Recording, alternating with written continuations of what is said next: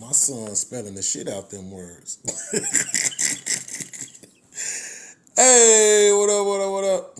Hold on.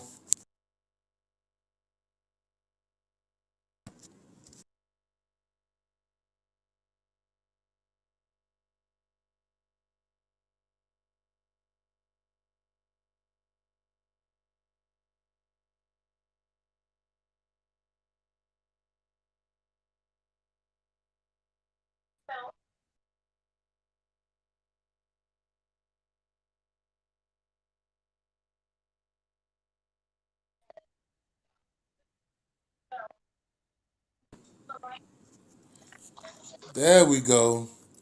Mic Now I'm check. on the screen. Mic check. You know what I'm saying? Mic check, mic check. Yo, 1, 2. What is yo. this? What up, man? Come on, smooth as usual, though. No doubt, man.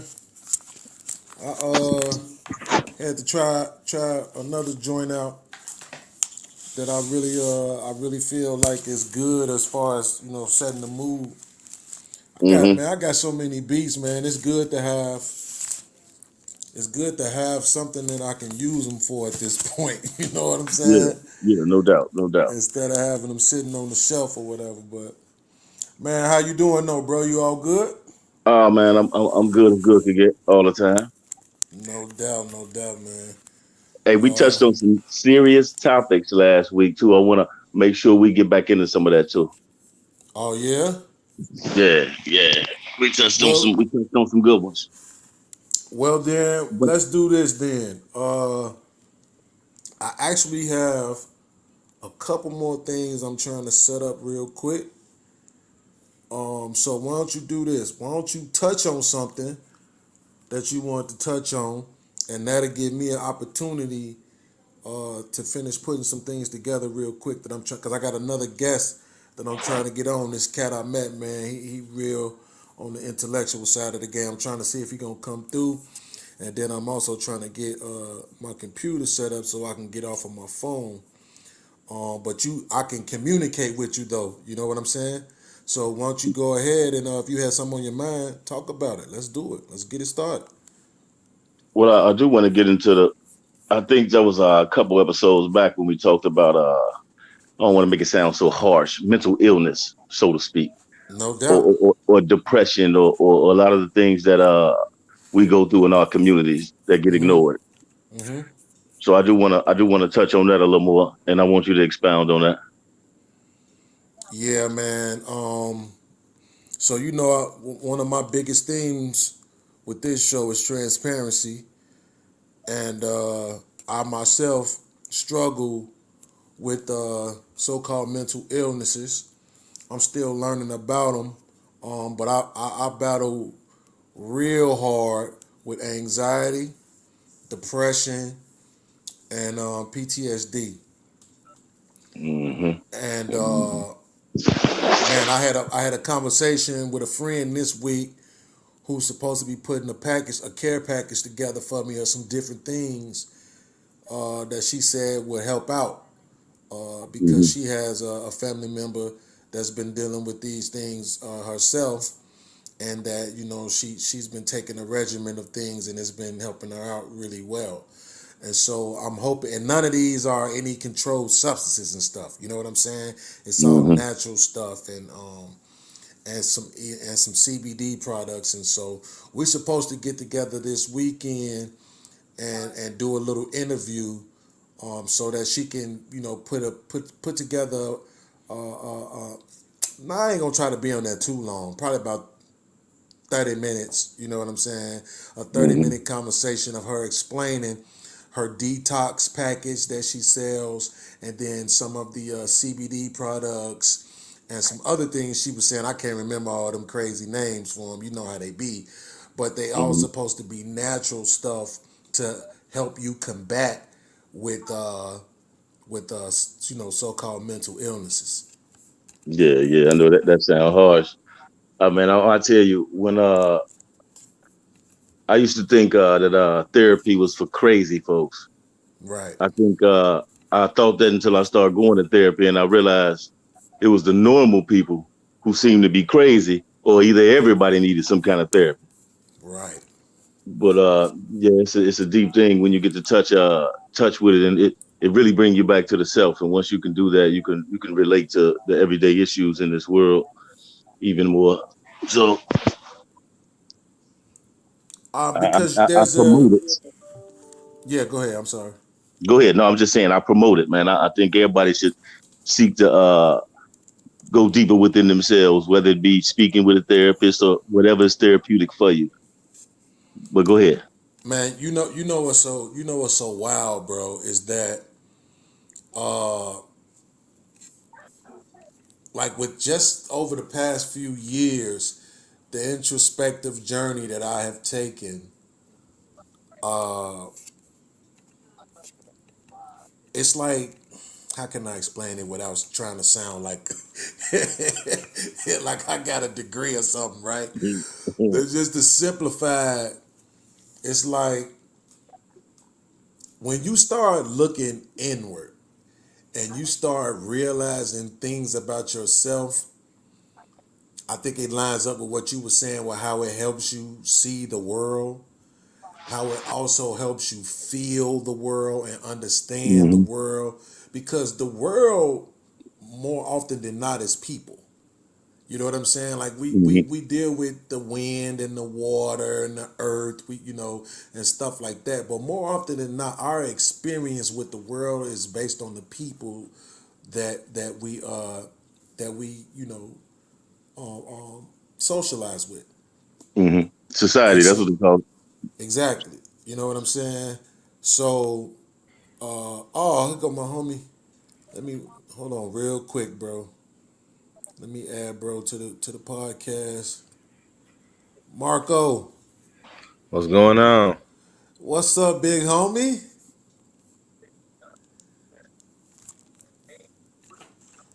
Can you hear me? Yeah. Just sliding through.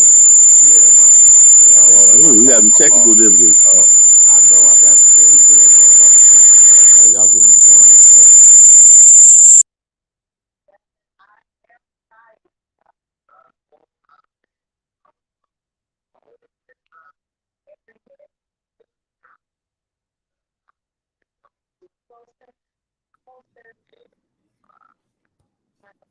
Okay. Uh, Now I need to take this off, and I'll be good with that. Yeah, I had to hop on. I had to hop on my computer, man, and get off of my phone. Let me turn that off. Yeah, you brought an echo back with your family. Yeah, because I got the the phone going at the same time. I'm trying to turn it off, but so yeah, this. Come on now, it wouldn't even be this hard if I didn't. Okay, there we go. All right, can you hear me now? Everything's good, right? Yes, sir. Okay. yep, yep. We Yeah, good. man. Welcome to the show. Big homie. I met this cat, man, a couple of weeks ago on the Thanksgiving side of the game. And I mean, my man was just impressing me, bro. The level of wisdom that he displayed that night. And I was like, bro, I definitely gotta have you on the show. So welcome to the show, man. Thank you for joining us. Appreciate it, bro. Right now, we talking about mental illness. My homie Keyhole, who's also on the panel with us tonight. He brought that up tonight, which I could talk about this every week because, like I said, it's something that I deal with myself.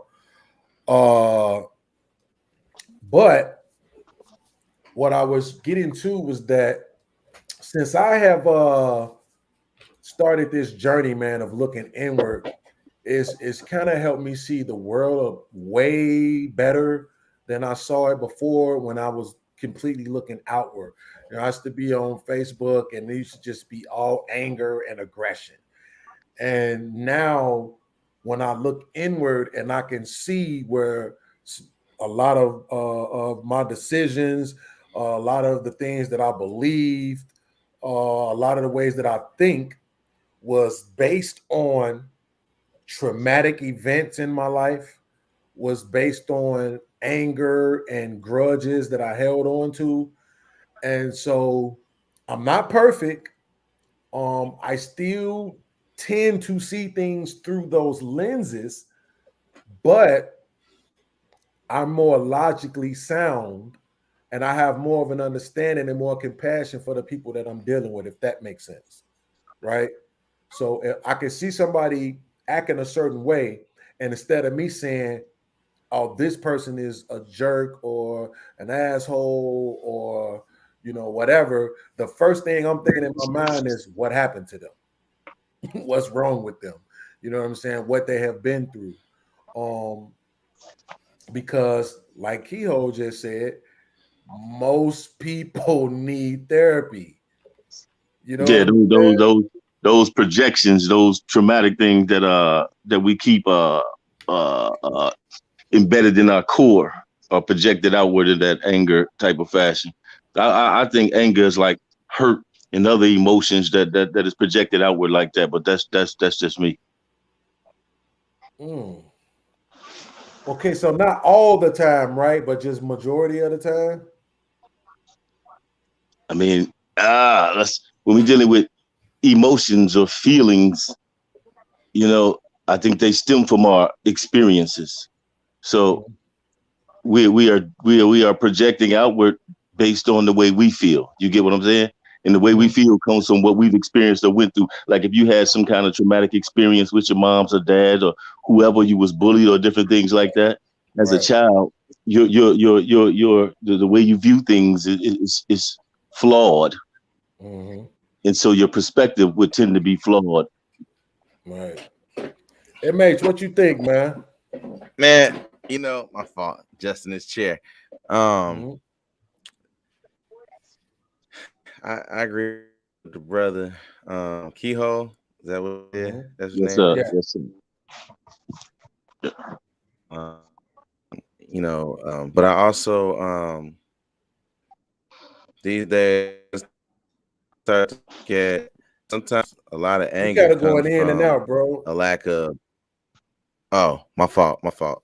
Um, I think sometimes a lot of the anger comes from a lack of direction and purpose. Like I think people are walking around and they begin to become angry because they don't see direction for their life. They don't see purpose. Hmm. People just in the fog, just going through the motions. Because I, Right. I was thinking about the other day, just like just think about, man, if you in that loop in the hood, and it's like it's just an everyday thing. Wake up, do this, do that, rinse and repeat. Hmm. Hmm. Yeah.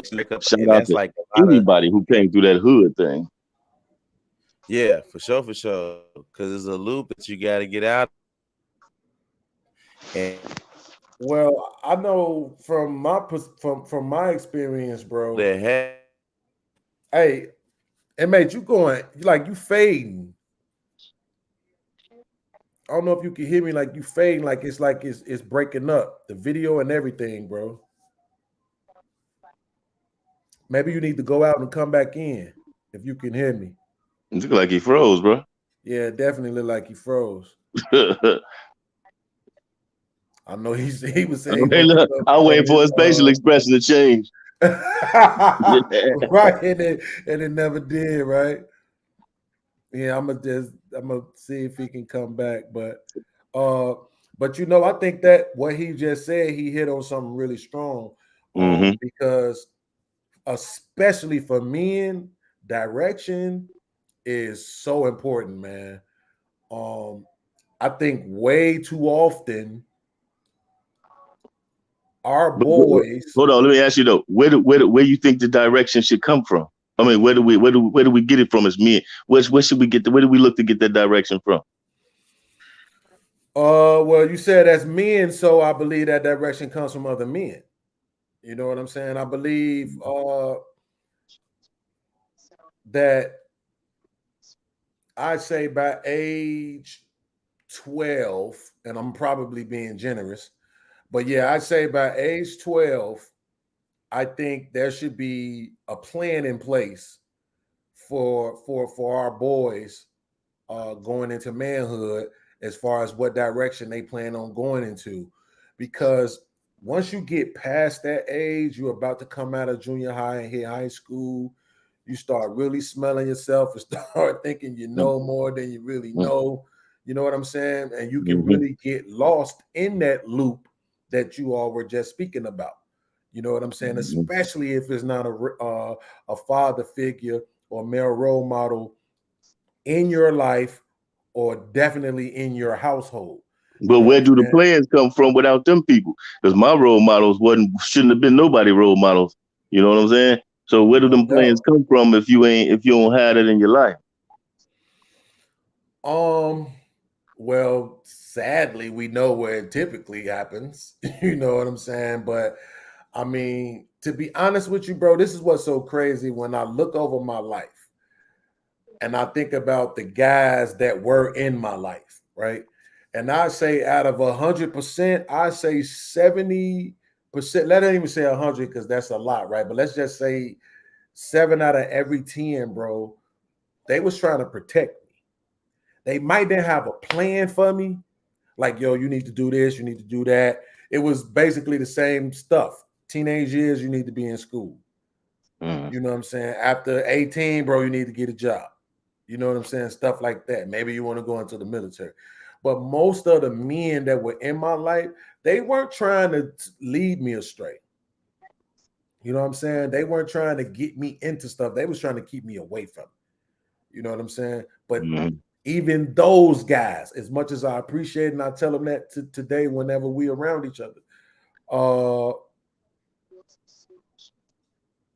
they didn't have a plan. You know what I'm saying? I mean, they was hanging out, smoking, drinking, hustling, chasing women.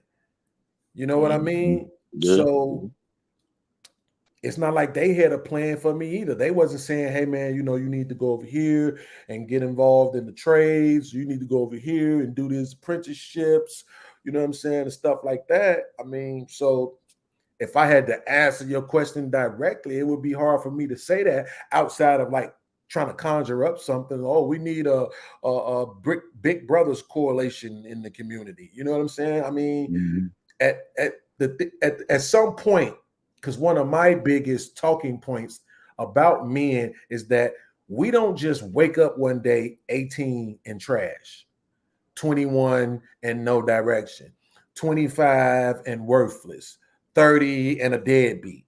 You know what I'm saying? Like all of us have childhoods.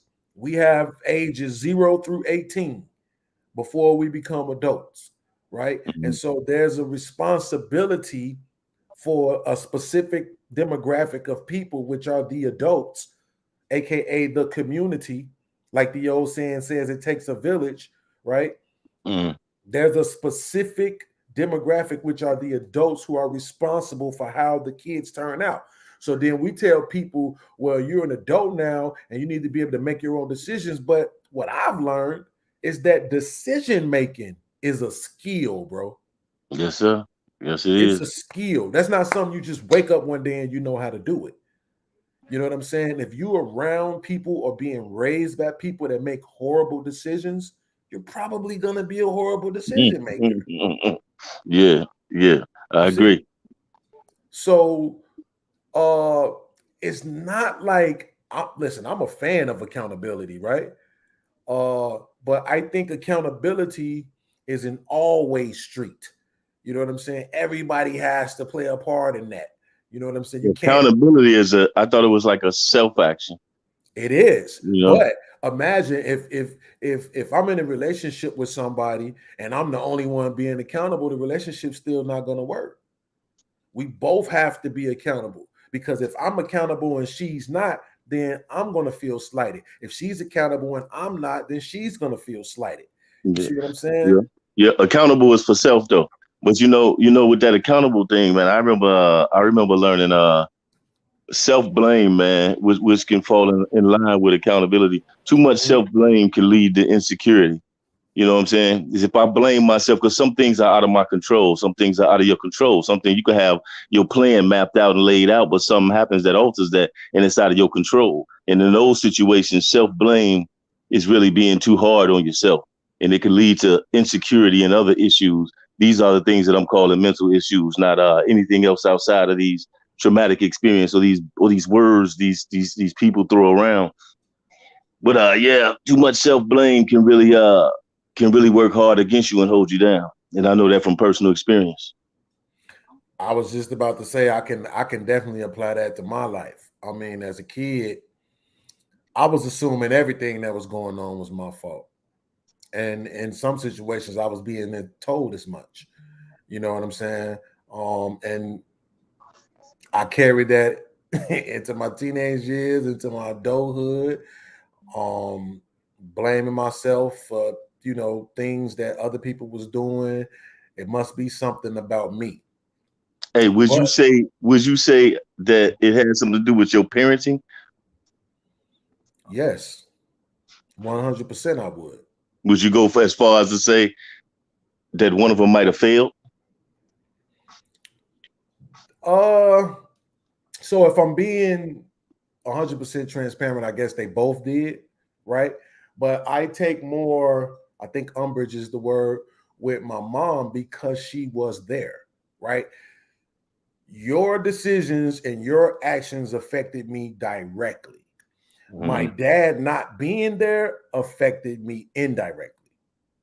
You see what I'm saying? Yeah. So, because I got to a point where when I hit a certain age, I was looking for that guidance. I was looking for that direction that MH was talking about, and I didn't have it because when my mom and my stepdad separated, okay, it's like now it's like I'm alone.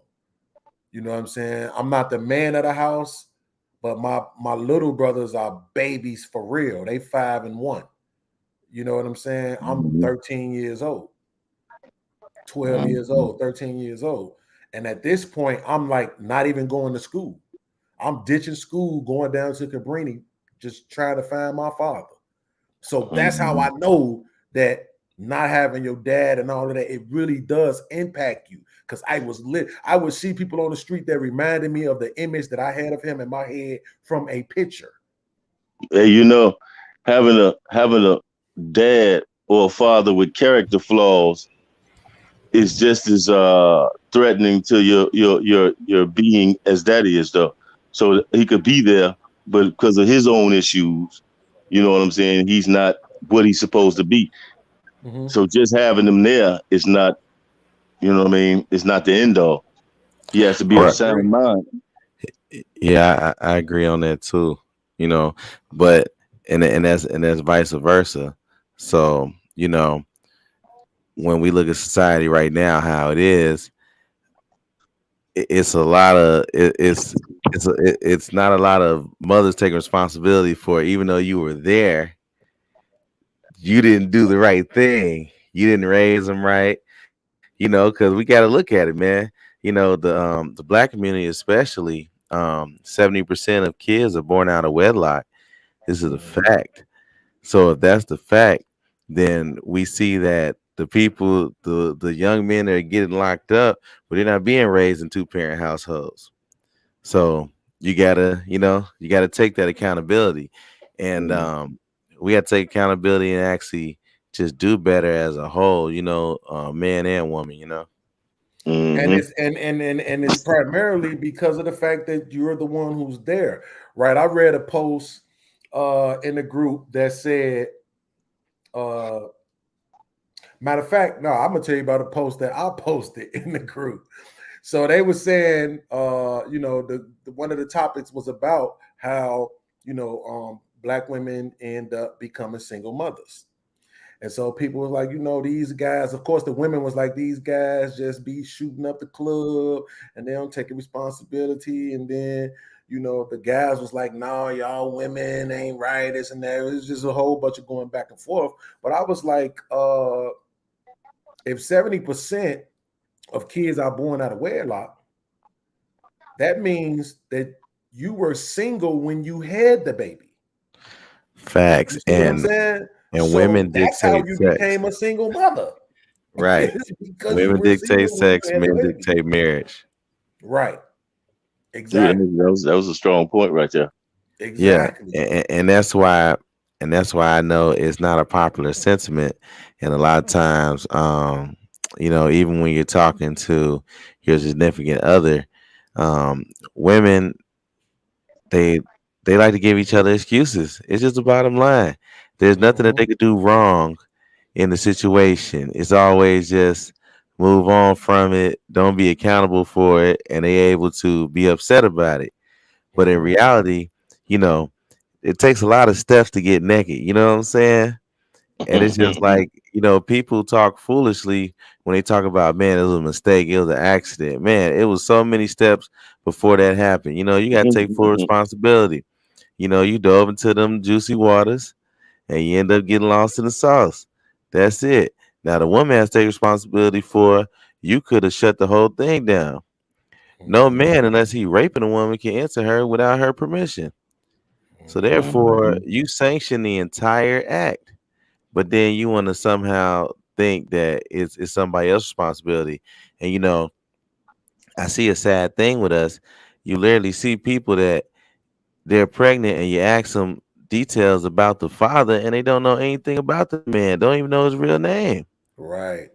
That's Right. what we living in right now. And that's the kids that are being brought up in right now. You see the toxicity that's online. I don't know if you all seen this one couple. They're a young couple. This big girl and this skinny dude, and they be on there fighting. Oh yeah, Um, yeah, yeah. you know what I'm saying? Like, look at that, bro. Mm-hmm. Hey, And though, he's but like, at what point though do we look at the parenting though? You know what I'm saying? Man, These that's but if people we keep wasn't having just these these. parents, we gonna have bogus parenting. You know what I'm saying? We keep on having single family households, we gonna have bogus parenting. We've totally, like, I remember when I was growing up, a single parent household, that was weird to us. Like, wow, mm, they don't have a dad at the crib. Like, right. dang, you know what I'm saying? Now it's like if you got two parents, it's like, wow, that's Right. crazy. Your dad at the crib? Like, I want to come to your house to see what that's like. Right. Like, and literally, kids love coming over to our house because they see the family dynamic that they don't see at home, you know? Mm-hmm.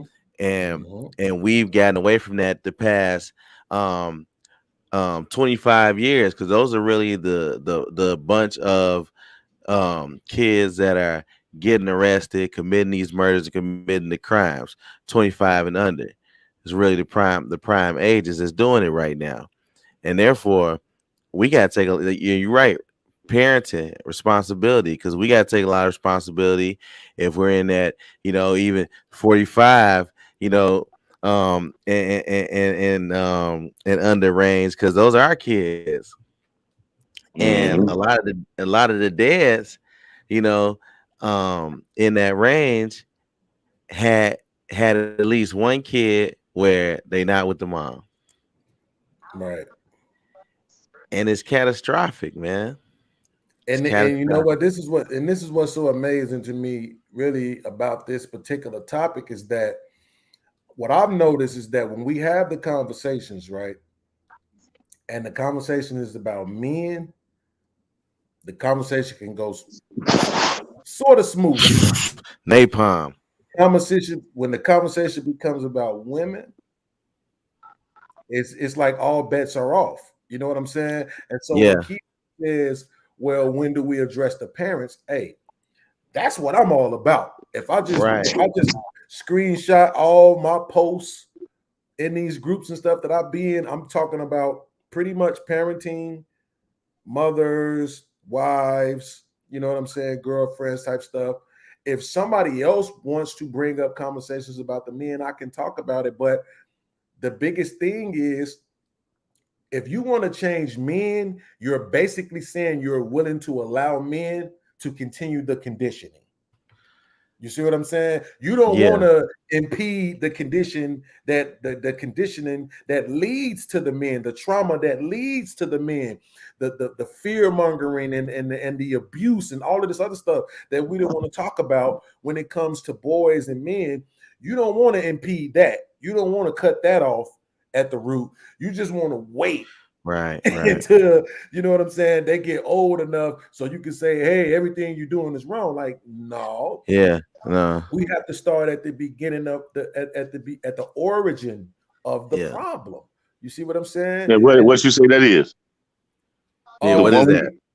For me personally, I'm probably one of 100 people I know who blames The woman, though. matriarchy, feminism, any womanism, any of those isms, right? Because if you're telling me that we have jobs, right, and you're telling me the woman's job is she is the conveyor of the culture, right? This is what she does. She is the first teacher. Talk She is to the him. nurturer, right? This is what she does. This is her job. If the man is supposed to be off working and building and warring and politicking and all of these different things, he can't then also be in the community and in the home doing the nurturing and the educating and the loving and the purveying of the culture, right? Right. So if I have a job to do, right? If the woman goes off and stops doing her job, which they have, when people are going to automatically say, well, you don't get to not do your job, you still have to do your job as a man. You see what I'm saying? So the reverse has to also be true. Even if you want to argue that men aren't doing their jobs in the majority, right? Which I won't argue against that. But again, the men have to be raised to those positions. You not just wake up one day a king, wake up one day with the skill set of making decisions and wise choices and not being emotional. Like, you can't keep expecting people to overcome the battles.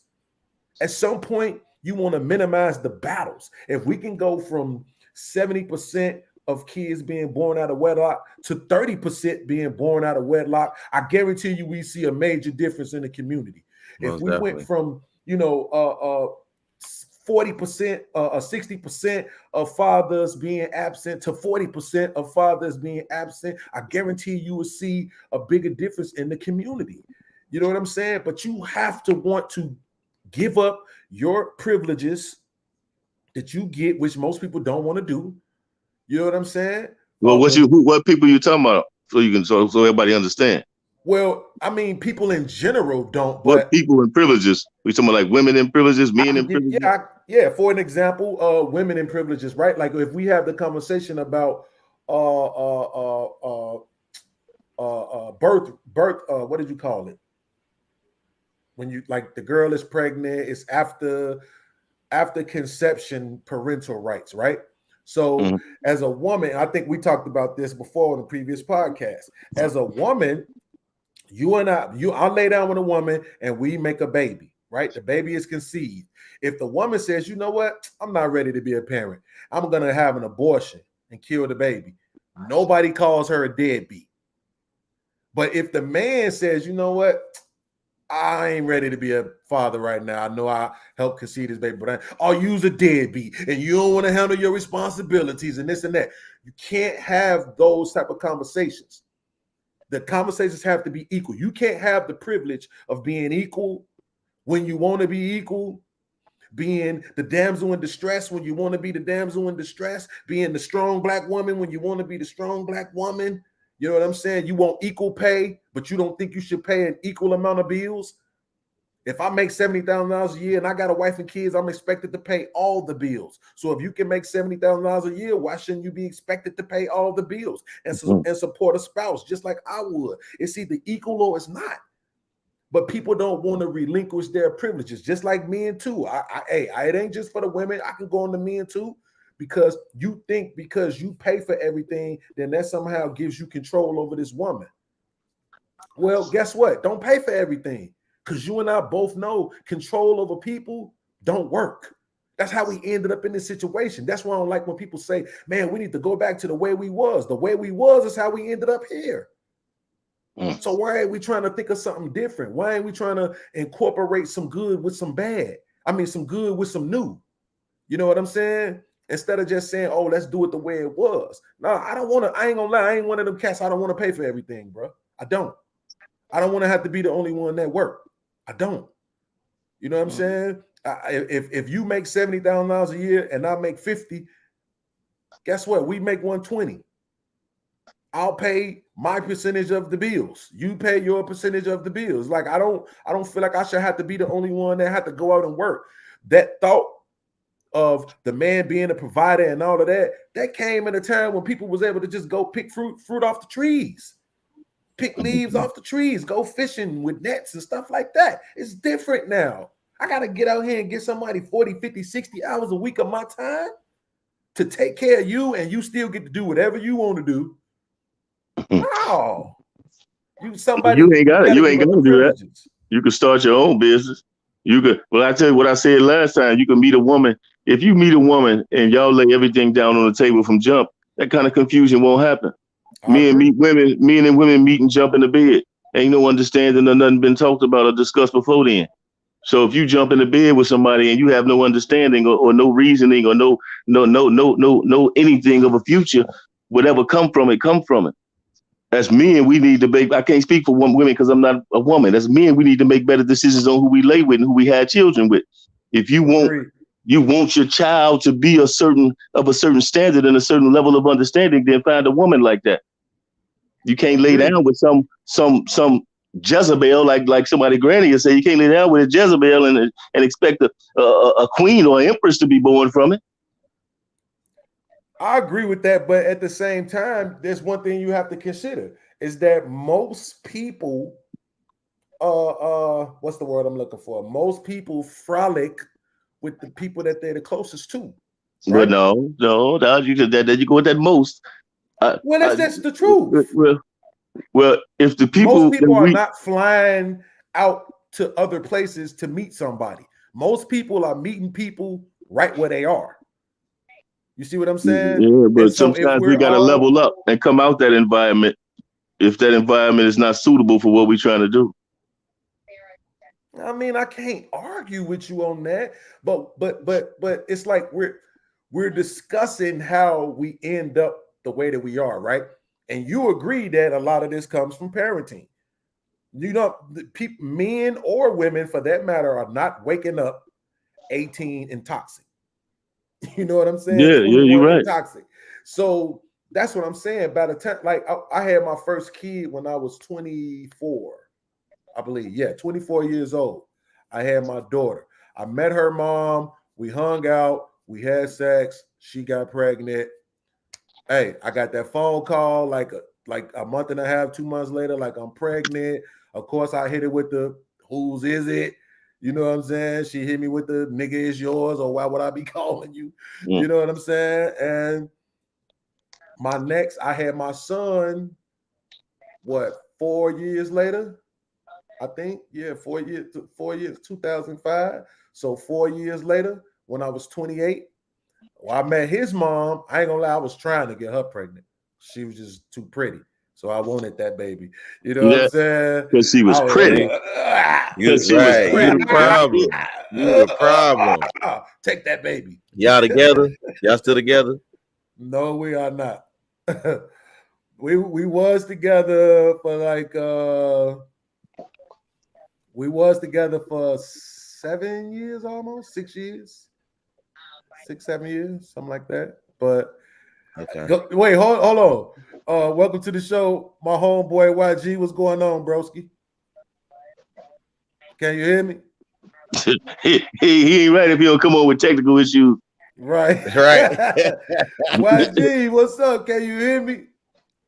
He got a 2-3 minute delay, bro. Hey, at least he got a nice hat on. Well, hold on, Keyhol, you was about to say something. Yeah, then let me slide in there after Keyhol. No doubt. I want you to go ahead and give me my reaming. You know what I'm saying? Check me real quick. No. Because I said because she was pretty. Yeah, but hey, you being honest and you ain't as biased as you typically be. So that means you doing through different lenses right now and talking. So I got to honor that. No doubt. No doubt. Hey, light skin, long hair all down her back, pretty feet, pretty fingers. It wasn't even a question. it wasn't even a question. From the first time she spread her legs for me, I was trying to put a baby in her. You know what I'm saying? Hey, it just was what it was. Did And you I have an wanted a son understanding with her too. about splitting the bills and all that before that? Hell no, man. Mm-hmm. Look, she was a senior at DePaul at the time. Uh, she was staying with her mom's down at the one spot, Marshallfield Gardens. Mm-hmm. She was staying with her mom's down in Marshallfield Gardens, bro. I had just got out of jail, dude. My car, I had a piece of cardboard as my license plates on my car at the time. I had like a Mm-hmm. 95 Lincoln Town car. Mm-hmm. While I was locked up, somebody had stole my temp tags, and the place where I bought the car from didn't even exist no more. So I took a piece of cardboard, wrote the number that was on my tags, and put that on the back of my car. And that's where I was living when I met my son mama. And I didn't lie to her. I told her, like, look, I'm broke. I'm living with my mama. I just got out of jail. You know what I'm saying? But she got that, just getting out of jail dick. And it opened up some doors for me in her heart. You know? Yeah, see, that's what happens when you live in an over sexualized world. That's a fact. That's a fact. That is a fact. Oh, and that's what I want to get into right there. So I know you were saying parenting, but right Right. now I think that with the age that we're in, and as we transition into the internet age, I think more than parenting, culture is a bigger influence. The culture of acceptance. You know what I'm saying? Because if you show me a society that has strong women, and I show you a strong society, because women Mm-hmm. really dictate the flow. Like Mm-hmm. dudes wouldn't wear purses unless women was still messing with them. If they was like, nah, y'all purse is bogus, dudes wouldn't Yeah. wear it. You Yeah. know what I'm Mm-hmm. saying? Everything That's what I meant by conveyor like of culture. right, because the third baby mama wouldn't be number three if she wasn't okay with being number three. Hmm. You know what I'm saying? It's like we most definitely, like you said, we take the good with the bad. You know what I'm saying? But sometimes you start to think like shame wasn't the worst thing in the world because it, Right. it kept people Right. from doing a lot of stuff. Right. Because once we start accepting that, all right, we having babies out of wedlock, man, that thing went nuts.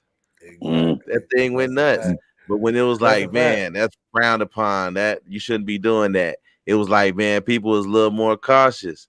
So it's Mm-hmm. like the culture dictates a lot of what these shorties and stuff get into now, for sure, for sure. So it's Mm-hmm. like you got to have a super handle on them as parents, and without that strong hand, because I got a close relative, um, you know, and as a female raising sons and stuff, it's just, you know, she don't have it. And it's like they Mm-hmm. gonna run over her. They gonna tell her what to do, you know what I'm saying? And that's what it's gonna be because men are always looking to be in charge. Like with my son, it's a constant thing of like he's 13 now. So like he have his moments where he's just doing what's natural to him. He feel like he should be able to run things, run his Right. own life, and all that stuff. You have to remind them Mm-hmm. there's a hierarchy and you got to earn that spot. You know what I'm Right. saying? And these shorties not learning, you got to earn that spot. So Right. when they go out into the world, you know what I'm saying? It's the instant aggressiveness with whoever's in authority. You know what I'm saying? It's instantly that. And then when it comes to each other, Talk. they don't know how to deal with each other, period, because they're used to the internet and, the Twitter fingers. And when they get in Mm-hmm. person, it's just all, all fire. All they want to do is shoot. Can't knuckle up. Can't take no, they're not built to suffer. You know what I'm saying? But And you know that's what? You know what I hate, MH. And I say this lightly though, but I'm born May 19th. So my birthday is the same as Malcolm X. I don't take that lightly because I have like this same spirit inside of me where I just can't be quiet about injustice, bro. right, You right. know what I'm saying? Like wherever I see it at, if I see it at work, if I see it at my girlfriend's house, if I see it with my mama, if I see it with whatever, it's just so hard for me to be quiet. And when I watch and I see, especially boys, I tend to focus more on boys. When I see them being raised improperly, when I see their development being impeded. So what do you mean by though? I want you to go into detail though when you say raised improperly. Mm-hmm. Go into a little more detail for me. What is that? So kind of like how MH was just saying, where when the boys are in the house with their mom, right? You know what? Full transparency. My lady, if she watching the show, please don't get mad. But my girlfriend, that's their little boyfriend. Exactly. Be dressing them like what they want their man to look like. Letting them go in the refrigerator whenever you want to. Not even just no that. Boundaries. What do you want to eat? You know what I'm saying? And I'm gonna go to multiple places if I have to get it. Yeah, like but that's her this man. This is the thing, though, I was about to say. Well, my girl, when her son got to a certain age, she stopped whooping him. Now, I had told her after I learned some things that I don't think as a mother you should be whooping your sons anyway, right? I think that does damage to them psychologically. To allow a weaker vessel to be beaten on you, I just don't think that that's good. You know what I'm saying? I think that sort of discipline should come from men. You see what I'm saying? But once she stopped whooping them, you know what I'm saying? You really don't even have no authority anymore. You know what I'm saying? So you think you gotta whoop a child to get authority? No, what I'm saying is, as a mother, as a single mother raising boys. I mean, her oldest is, if he ain't 6 feet already, he there. You know what I'm saying? Man, I know single mothers who did a good job raising men though. So that can't imply it can't go for all. But I mean that can't go for all. But I do think that the single mothers establish what fathers establish in the home, that this is just the laws of nature. Every man that has an interaction with another man understands that there's a certain way you got to deal with another man, because there's always a threat of violence whenever you're dealing with another man, because it's about respect. And so this is taught by having a father in the home or having a strong mother that instills that in them and has that translate to the outside. But we don't have that. We have mothers that want to cater to their sons and really pretty much treating them like the baby daddy that didn't stick around. Right. And so I told you we're gonna have some women over here one day to speak on their behalf. Well, this is the thing. I keep trying, bro. But you know what? They all be acting like they scared. Well, I know something that come speak, because I want a woman to come speak on. They need to have a representative. Absolutely. Because I be asking, bro. I literally do. I promise I do. It's a couple of them specifically that I be asking, because I know that mentally they can have the conversation without it becoming combative. You know right, where they feel like it's an attack on them. Right. That's what I don't want to do. Exactly. What I don't want to do is just have any female, you know what I'm saying, that's gonna come on. It's gonna be all of, like, that would benefit me to a certain extent, because for some reason our people seem like they want to see the ratchetness. You know what I'm saying? They want to see the ghetto. They want to see the drama. You know what I'm saying? Most of the podcasts that I watch, when they are just having regular conversation like us, they got a few hundred viewers. But once they get the women on there, and can't be controlled, and we strong and this and that, then they start getting more viewers. You see what I'm saying? Kevin Samuels, for instance, was talking to men for years, and nobody cared. And then as soon as he started talking to women, viral moments left and right, and now everybody done subscribe. You see what I'm saying? So I agree with you on that. That I would love to have more women on the show. I've had about 3 so far, maybe 3 or 4, but it's hard to get them on. One of my coworkers, I asked her, you know what I'm saying, man, come on the show, because I know she's gonna keep it real. You know what I'm saying? She not gonna come on and just be like, well, women are always the victim. You know what I'm saying? So, but I forgot you had just said something that I wanted to respond to, MH. But I want to go into this story that I seen.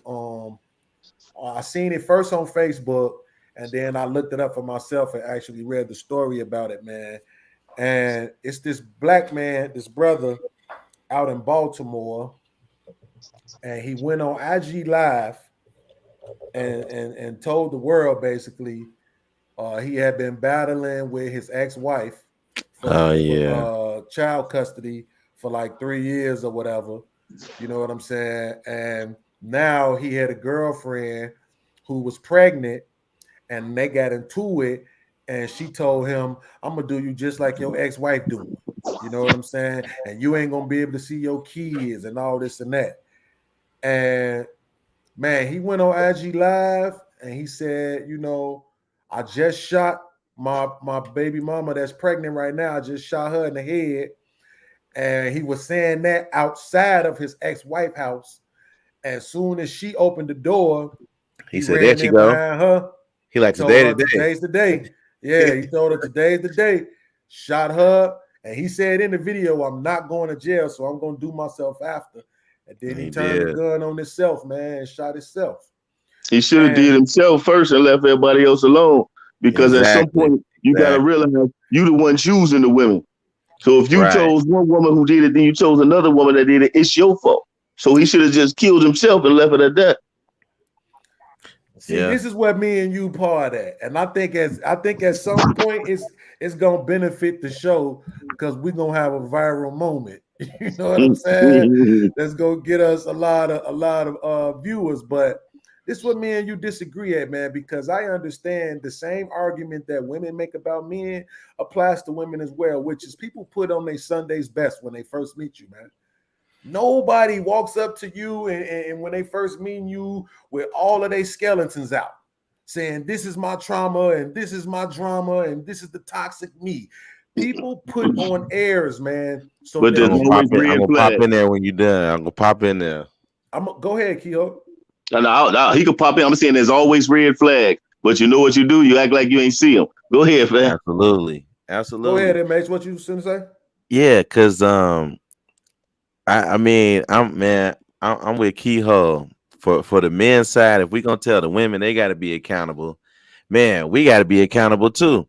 We got to take that on the chin and like, man, them red flags be there. We just be ignoring them, and then once we get in the sauce, now we really blinded, and we really just making excuses for bad decisions. Like I've never once in my life seen a chick that she gave my man the flux after they had a shorty that I couldn't have told him before they had a shorty she gonna be a problem. Never in my life. So we ignore things because we want certain other things, and as men we gotta take responsibility for that because we messing it up as well. You know what I'm saying? Like, man, I see the women that have children, man, I'm gonna say 60% of these chicks shouldn't have no babies. Straight up. And they got multiples.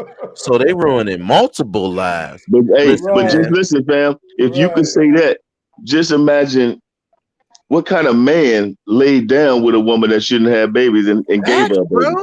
You know what I'm saying? What kind of man did that? They out here getting babies. You see these chicks? Come on now.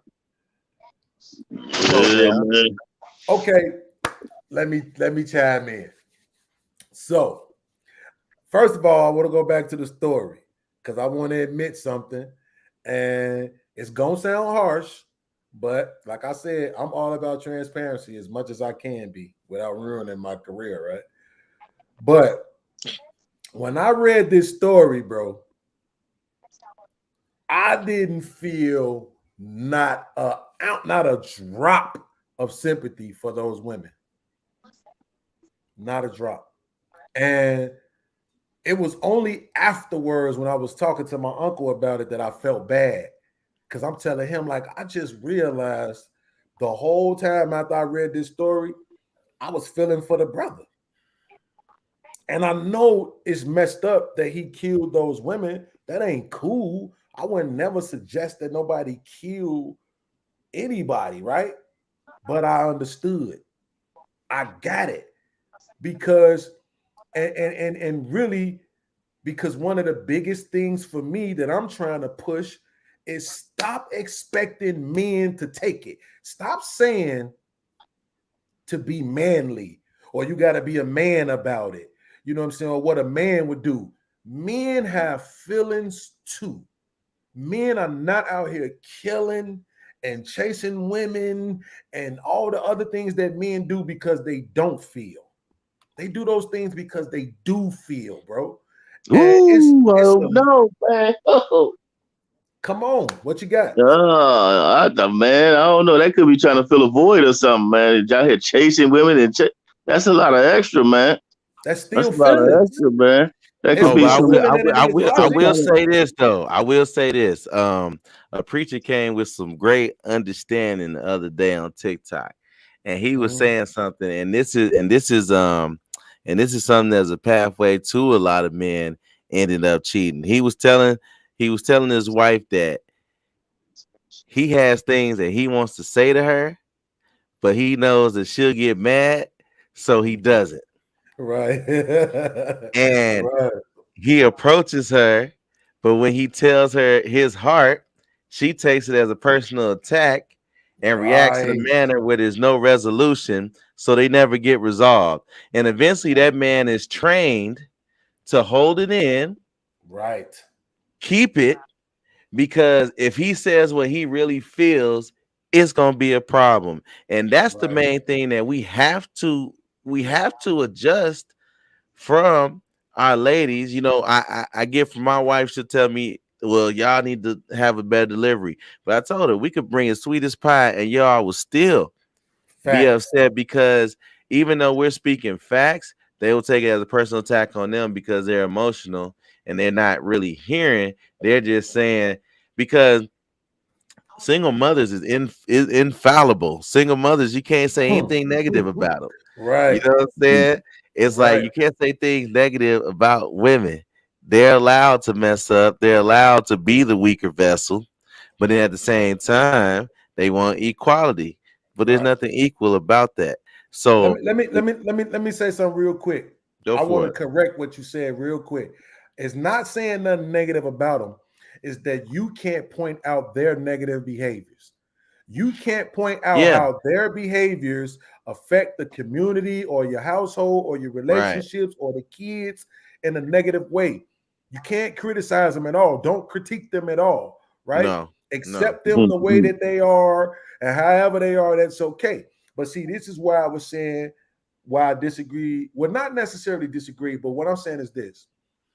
I'm a man that grew up on R&B music.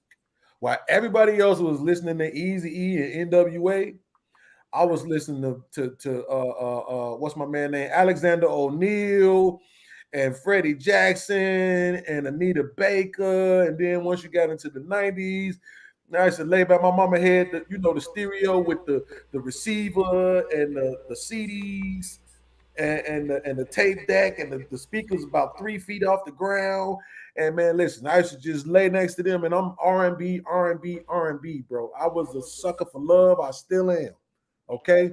So I want to believe that this woman is the genuine person that she's presenting to me. I want to believe that, right?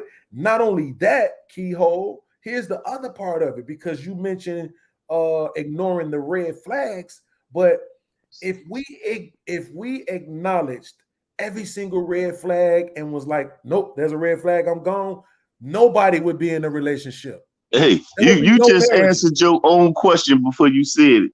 You said, "I want to believe. I want to believe." That's why you ain't seeing the red flags. And I don't care. It was I saw red flags and kept on driving too. And when I crashed, I couldn't blame nobody but me. No, not see them. I ain't saying not see them. I'm saying ignore them. Because that's what you said earlier. You said we Yeah. ignored the red flags. Yeah, we do. And Because it's if because I we the want very to first believe. time I seen a red flag, no. Not want to believe like that part. We're all good and bad. You showing me your good side, right? And that's what I'm seeing. And I want to believe that that's you, right? Most of the time. But later on in a relationship, I realized that's you 30% of the time, and this toxic you is you 70% of the time, right? But what But it I'm was saying is this, 100% you because you wanted to believe that was her most of the time. You just most of the answered every time. time before you start your sentence. You giving the reason why you falling for it. But listen, You but this telling us the don't reason, change. then you said it.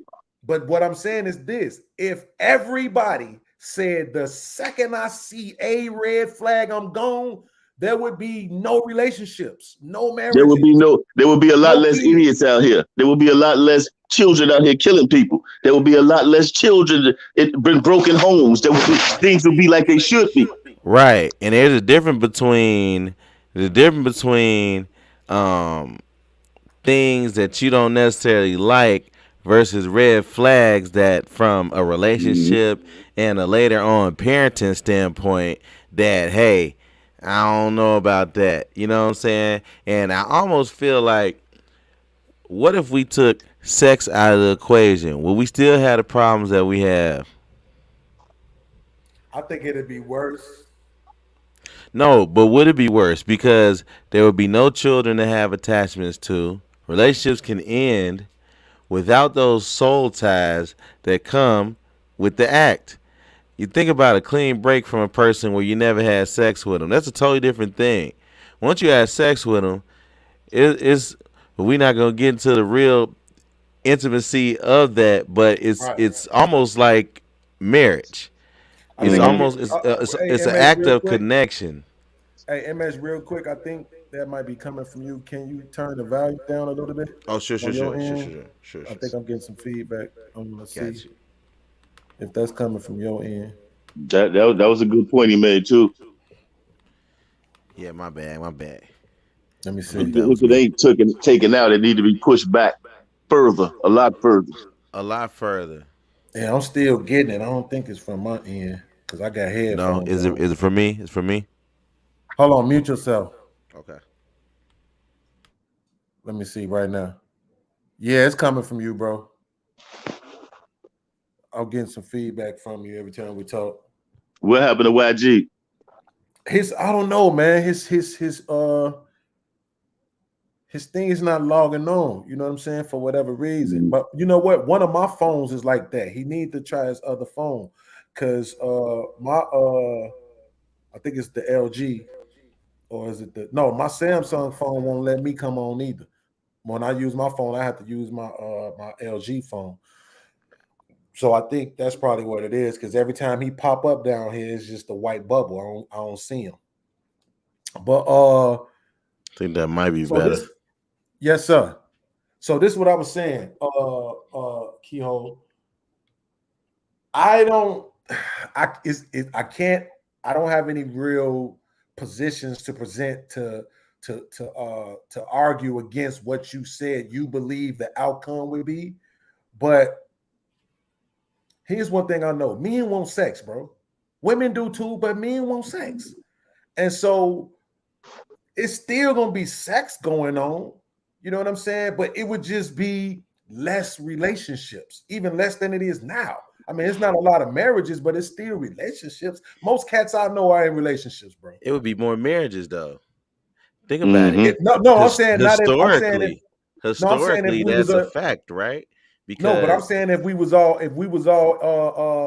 ignoring, like as soon as we saw any red flag, we gone. You see what I'm saying? I think at that point, nobody's gonna Well, be you ain't together. got to be gone, but you got to pump the brakes. I mean, and even so, like when you right, was talking about seeing somebody fine and wanting to have sex, if the first thing we thought about when we seen a woman was her intellect, you know what I'm saying, her mothering, and you know what I'm saying, things that really mattered in the long run, then some of these fine women probably wouldn't even be getting no action like they get. Now that I can understand. That I can understand. But I will say this in my defense. I don't know if I can speak for all men, but when I see women dressed a certain way, I do think about their intellect. You know what I'm saying? When I see what's my girl name that wrote the new Jim Crow, Michelle Alexander. Like when I see her, I all the time. I was thinking about this a couple of weeks ago because I was gonna use a clip that I got with her on the podcast, and I was thinking about the fact that when I look at her, I never really objectified her. I know it's not like she ain't attractive, but I never objectified her. I was always present in the moment with what she was talking about. You know what I'm saying? Sister Soldier, always present in the moment with what she was talking about. It was never about how she was built or this Okay, or because that. you mean like You know the what way I'm a woman saying? carries herself then. Yeah, and also dressed though. Like if you come out and you got your boob and cleavage protruding, and you know what I'm saying, thigh meat showing, and I'm probably not finna be thinking about what you think, what you have to say, your opinion, your philosophy and ideology on things, right? I think that's the reason why they say the Muslims don't pray in the same room in the temples as the women do. The men are in one place praying, and the women are in another place praying. But that says something about the man. That says you so perverted in the mind that you know what I'm saying. If you see a breast, which could be used as something that feeds a child, you see a breast, you can't think nothing but horny thoughts. Them are your own thoughts and your own perversion. That ain't got nothing to do with the woman. Okay, but what percentage of men do you think that is? I don't know. I don't know, I'm, man. I I'm don't just know. But saying, I don't know but if you that's can't ignore if she come out with a sheer top on and nothing but nipples showing, that there's a certain vibe, there's a certain attraction that she's there you trying to go. portray, There that you is Mm-hmm. going go. to be giving off certain pheromones, is going to be given off to the men, Right. that's Mm-hmm. going to make them react in a certain way. And that's one thing about women's accountability for how they dress. They know what they're doing.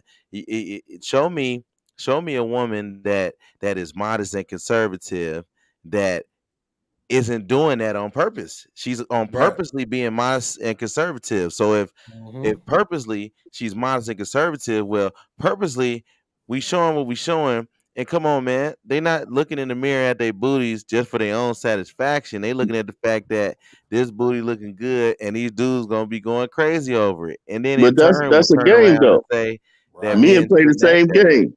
Big rims on cars, jewelry. Men play the same game. It's a game, man. It ain't a one player game. It's a two-player game.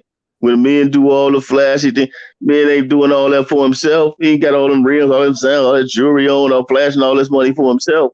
It's a two-player game. You I just got agree to know with you, your but role. I agree with you. I I agree with will you, say but though, but men are just do what they like to do though too. You know what I'm saying? Like if men are into cars, men are just into cars. It's just a byproduct that the chicks come. You know what I'm saying? Like guys usually are really competing with each other. You know what I'm saying? More than anything, they trying to stun on each other. But I get what you're saying though. Most definitely, we doing it for the chicks too, the dress and everything. Like we talked about the purses earlier. It's like, but it's different for us too. You know what I'm saying? But but look, hold on, real yeah, quick, MH. you know. Hold on, real quick, MH, because I want to expand on the point that you made earlier. Because I take offense to Keyhole saying that if you see breasts and that's all you can think, hey, them breasts can be used for feeding babies, and all you can think about is Yeah, that's about. your own perversion, man. But wait a minute, this is what I'm Yeah. saying though, bro. That the word sexy exists for a reason.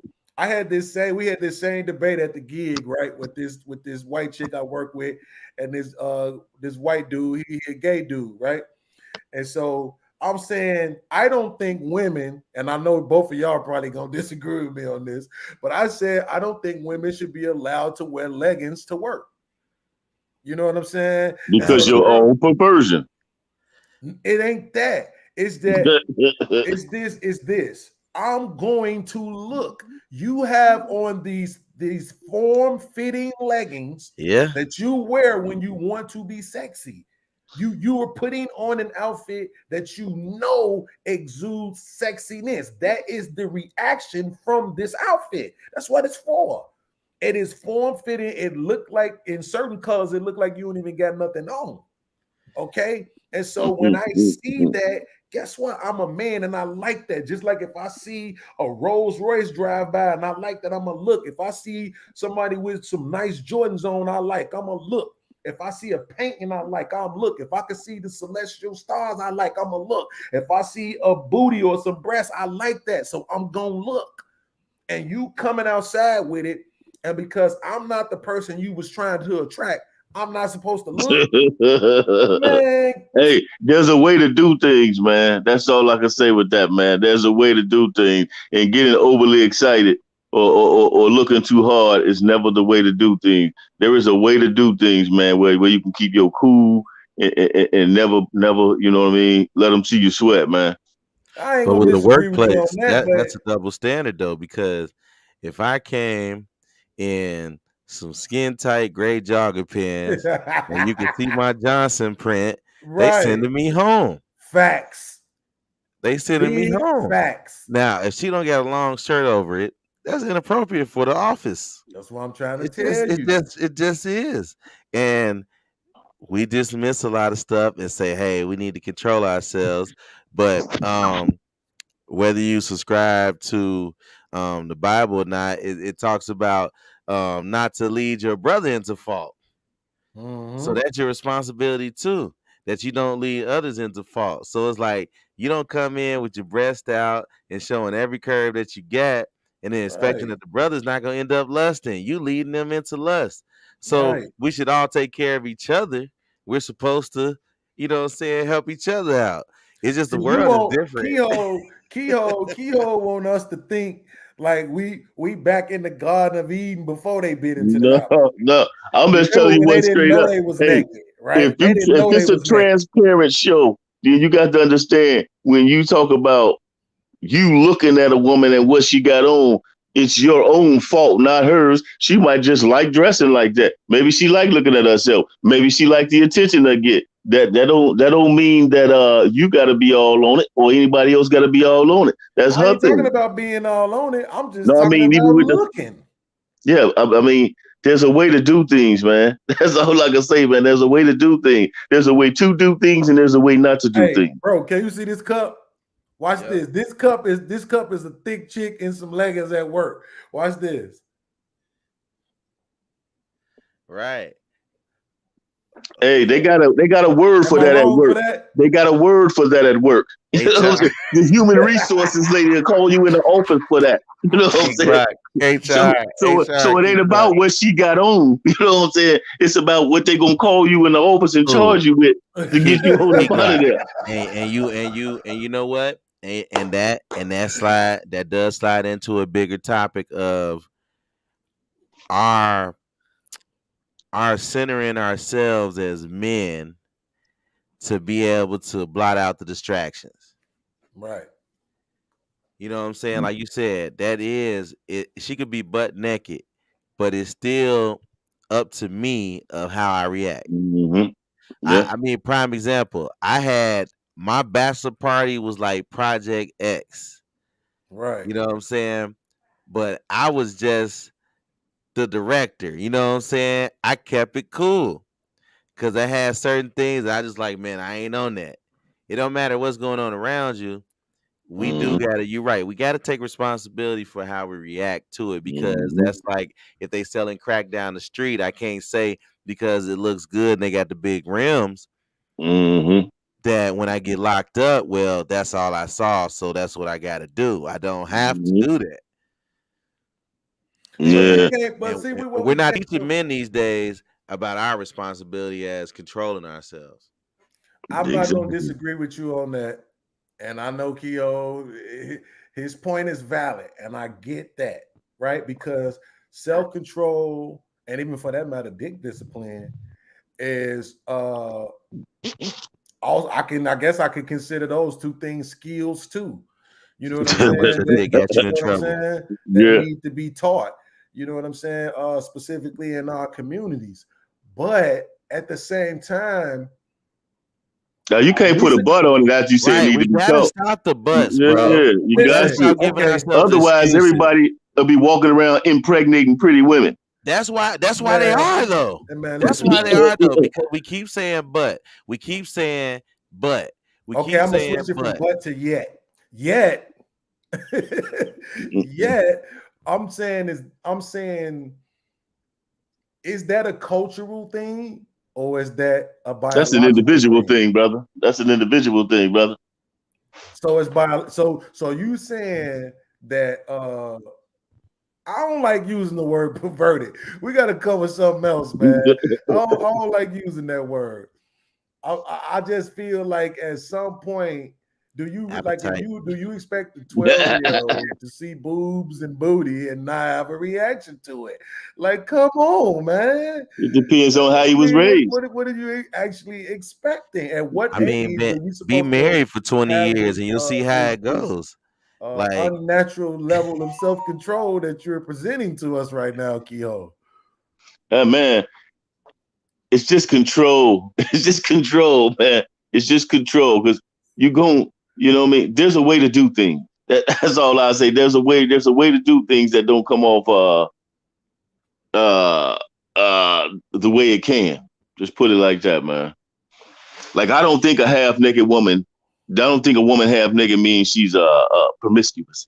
I don't think that. I don't view that as that. So because I don't think that, that means that when I see a woman with little clothing on, I respect her the same way as I would a woman with the fully clothed. Well, I agree I with don't you agree on with that, that. so I ain't Yeah. gonna argue. I'm not gonna say but because I agree with you on that. Hey. I mean, I don't agree with that. I feel like respect is in presentation as well. You know what I'm saying? It's like Yeah, if it is. I present myself as a bum, then nobody's gonna clap me as a bum, right? Mhm. So it's like we take that distinction away and we want to say, so if she's looking a certain way that's really telling me like, man, she for the streets, it's like she gonna Mhm. get that respect of being for the streets. I don't know. I mean, in the social media age, I mean, if your woman's online posting pictures all the time, I don't know. I'm not really into that. You know what I'm saying? It's Right, like what's for me is supposed to be for me, you know what I'm saying? Like, I and agree. if everybody else has access, well then it's not exclusive to me anymore. So I don't know how that's not facts if that's how she presented herself, Well, you know what what do I'm you mean? saying? What's not exclusive? You mean her body being exclusive to you? I mean, her presentation being exclusive to me. I mean, the stuff that a lot of women show in the streets is stuff that only they man really should be seeing. Like if everybody else seeing it, it's Right. like, well, you trying to advertise it for everybody else, so you want everybody else to be attracted to it. It's like Mhm. you can dress it up, and it's still gonna do what it do. It's like, and that's my thing. It's like you can dress it up and it's still gonna do what it's do. It's like it's a conscious choice to do it a certain way. And if you do it a certain way, there's a certain thing that you're looking for. And I've yet to meet any women that's not the case. Like even if you find out, okay, she's loyal, but she's loyal to a certain thing, a certain way. You know what I'm saying? Because there's a certain life that comes with a certain presentation. You know what I'm Mm-hmm. I saying? agree. If But I it's present always your myself as a choice. businessman, I'm gonna attract networking of business.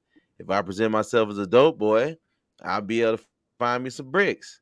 You know what I'm saying? It's all about the presentation and the lane that you're trying to go in. So it's Do y'all like remember? Do y'all remember the Dave Chappelle joke where he said the girl told him just because I'm dressed this way doesn't make me a whore, and he said, "Okay, I get that, but you are wearing a whore's uniform." right, You see what I'm right, saying? right. And then he reversed it and he said, "Now what if you know what I'm saying? You go and somebody snatch your purse and you see me standing there in the police uniform, run up on me like help, help! They snatched my purse." And I say, "Well, just because I'm dressed this way, don't mean I'm a police officer." You see Right, what I'm saying? right. So Mm-hmm. like that goes in line with what MH is saying, man. Presentation matters. If you want somebody to take you seriously, this is one of the things I agree with Kevin Samuel on is that there is an expected look when it comes to being an executive. right? When you see executives of places, when you see the presidents of places, people that's running the businesses, there's a certain look that comes with that. They usually not walking around in hoodies and Timbs with dreadlocks. You know what I'm saying? They usually got on polos and casual pants and some sort of slacks or dress shoes, and you know what I'm saying? And the women the same way. They usually not in there in leggings. You know what I'm saying? My girl is a pharmacy technician. Guess what? The pharmacy techs in there, they wear scrubs. Right. They ain't coming to work with leggings on and this and that. You know what I'm saying? They got a uniform for what they're trying to present. If somebody comes in the hospital and they're looking for staff, guess what? The staff dresses a certain way so that people know that. You see what I'm saying? So I'm not saying don't wear what you want to wear, but bro, I'm trying to see if I can get this picture to share this picture with this girl with this super short, super tight dress on with all this colorful glitter and stuff on there. She's in church. You know what I'm saying? Say come as you are, man. Say come as you are. What you mean? Come as you are is not talking about your clothes. Come as you are is talking about who you are internally. Right, your soul, your spirit. Oh well, y'all had to show me that chapter. Where is that? People kill me with that. I mean, but that's one of the things about about religion and the Bible and all of that, which is why it's hard to hide that topic. Is because what most people believe the Bible is saying is an interpretation.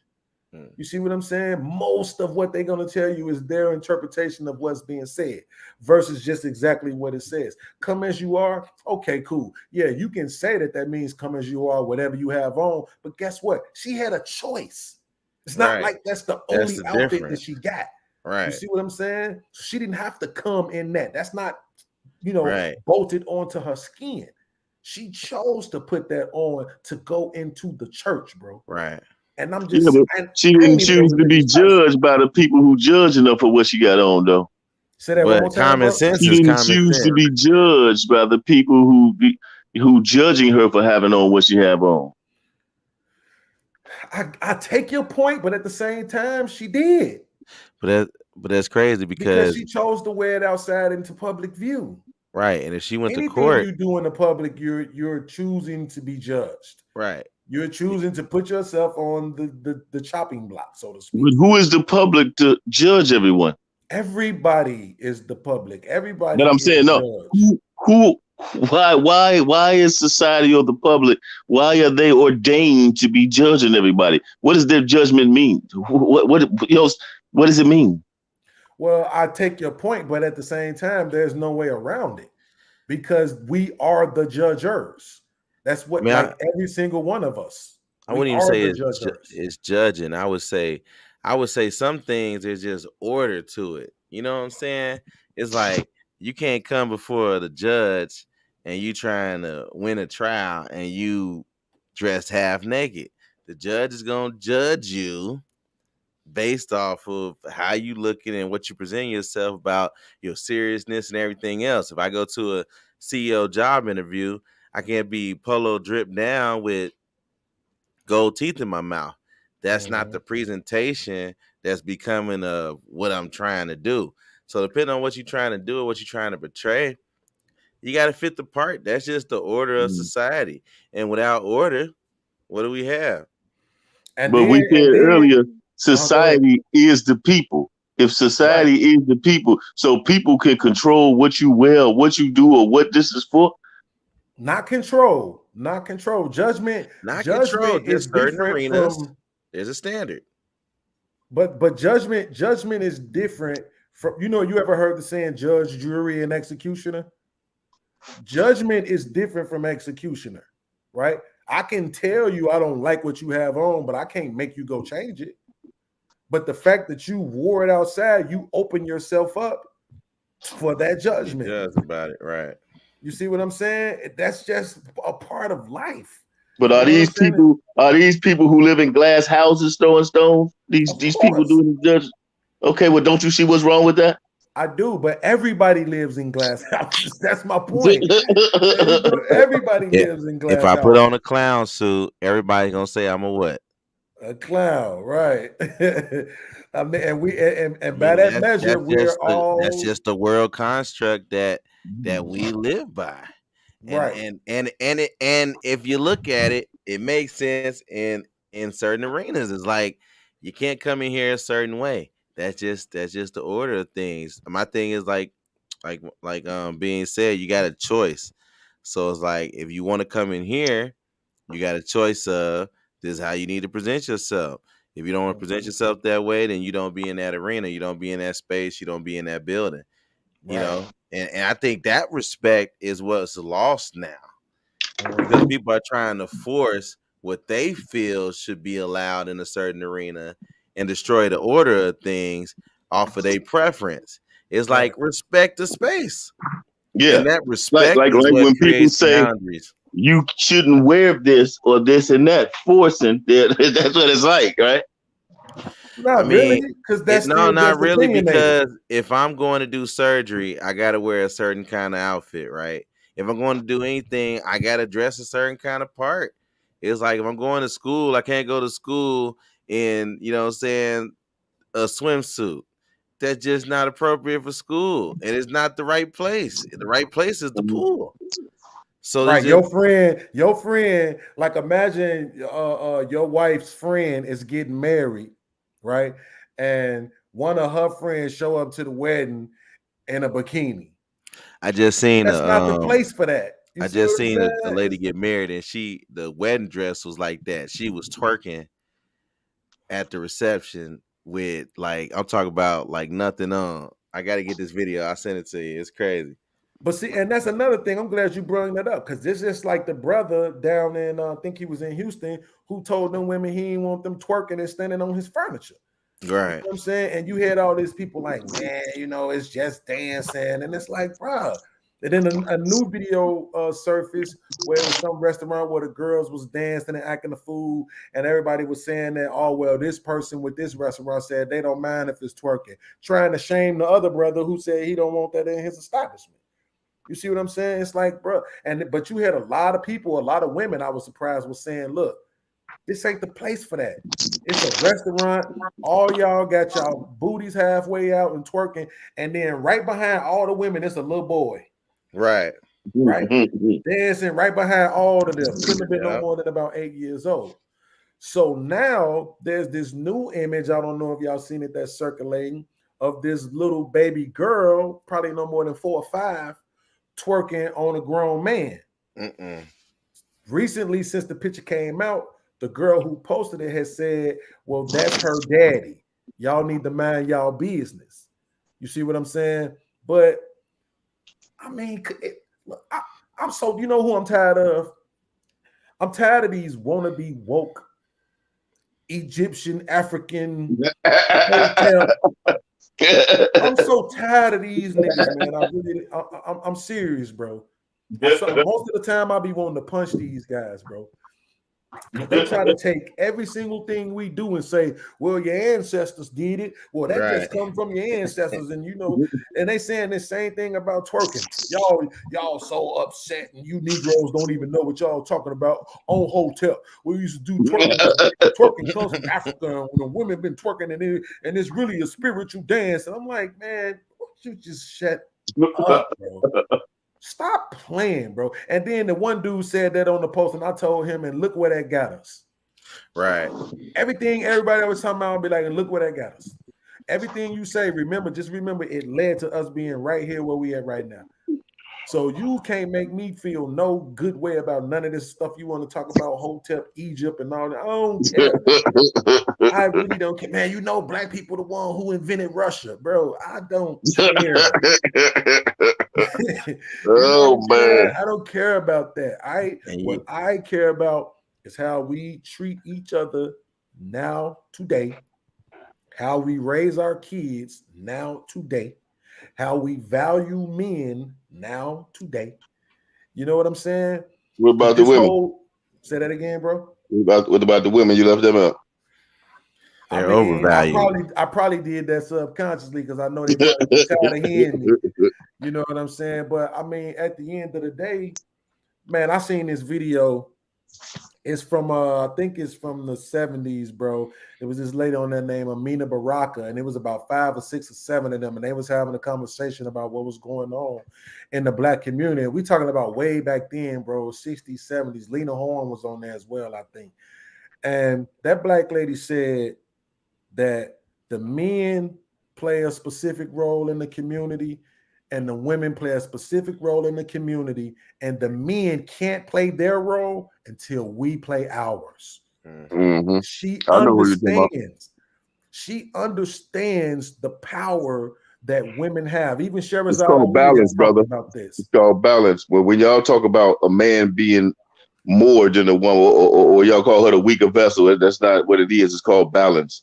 It's about balance. There's a balance. What a man can do and should do is not the same as what a woman could do and should do. They don't play the same position. So there's no such thing as equal and all that kind of. You're not even playing the same position. Somebody playing center, somebody playing point guard.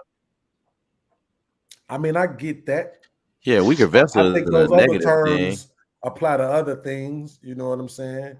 But I understand what you're saying. But the point is this, bro. Let me ask you this, Keyhol. Mm-hmm. I like, hey, MH. I love asking him these type of questions. I Let him go. trying to, you know Let what I'm him saying, go. force him into a corner, right? So we have a bunch of evolutionary theories, right? But would you say you believe that man was here first or a woman?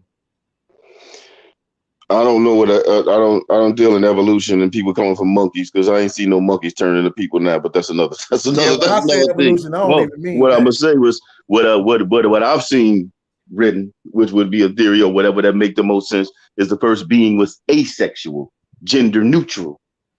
Mhm. Gender neutral and something along the way, like you see with like we talk about nature and we look at nature. There are certain animals certain insects or things that were asexual, and at some point along the way that changed. So I believe something like that happened to us.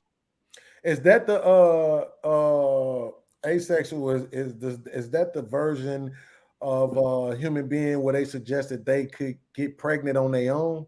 Yeah, I mean, it's if you gender neutral, you would basically be both male and female. It's just there are insects that are asexual. You have to look it up to understand what it is. But how So do it's they not necessarily reproduce? getting pregnant on their own. It's just it's a process too.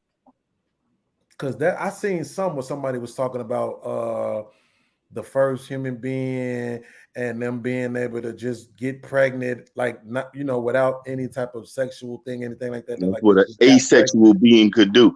But the way I was taught to look at it is it's just like if you look at nature, nature tells you everything. Nature shows you what creation is and how it works. When a woman's pregnant, the fetus, what it is it's not even necessary. It's almost something reptilian or amphibious. Mhm. And it's gender neutral at first. And over the process of pregnancy, it goes through a stage of evolution, so to speak. You know what I'm saying? Before it becomes what it becomes and chooses its gender. Yeah. And if you equate that to creation, then it would make more sense. But you'd have to understand the asexual and look at the whole process yourself. Go look at the whole process of pregnancy, what the fetus turns into and what it goes into, and how it's in the waters, and how they say all life came from the oceans, and how you can look at parts of your fingers on your hands and still see that you can see how your fingers crinkle up when they're wet, which helps you grip things underwater. There's a lot of things. Nature tells us the truth. You just got to study it. You study it for yourself. That's why I'm not trying to go too deep and tell anybody what to think, but I'm pointing you in a direction where you can figure it out. Right. And we watch creation all the time and where it started and where it came from. It's still here, it's still happening. And I mean, this was so crazy about those type of conversations is that you some of this stuff like that, it's like, does it really matter? I'm not so sure it does. You know what I'm saying? I don't necessarily have to pick one, thing to believe. It is what it is. Like I said, I'm more so focused in the moment because at the end of the day, how we treat each other and how we value each other to me seems to be more important. But I do think that there is a level of importance to understanding our origin story based on the fact that, like I'll give you an example. So, and I think we talked about this before, where the marriage rates was supposed to be so high in the late 50s, and then they started this steady decline of about 1% every year from 1960 on to like 1999. And so, well, at least until like 1985. And then it kind of changed. It kind of dropped real sporadically and then made another slow decline. But if you say, because you know a lot of people like to say, oh man, we need to go back to the way that we was. We need to go back to how we was in the 50s and when black men was working and the women were at home, and you know what I'm saying, it was two parents in the household and this and that. And it's like, okay, even if you say we should go back to that, you have to concede that something happened. There was some sort of genesis, some sort of alpha point that started the change. Something started the decline. And if you never address that, if you never fix it, then you're just going to keep repeating the same cycle.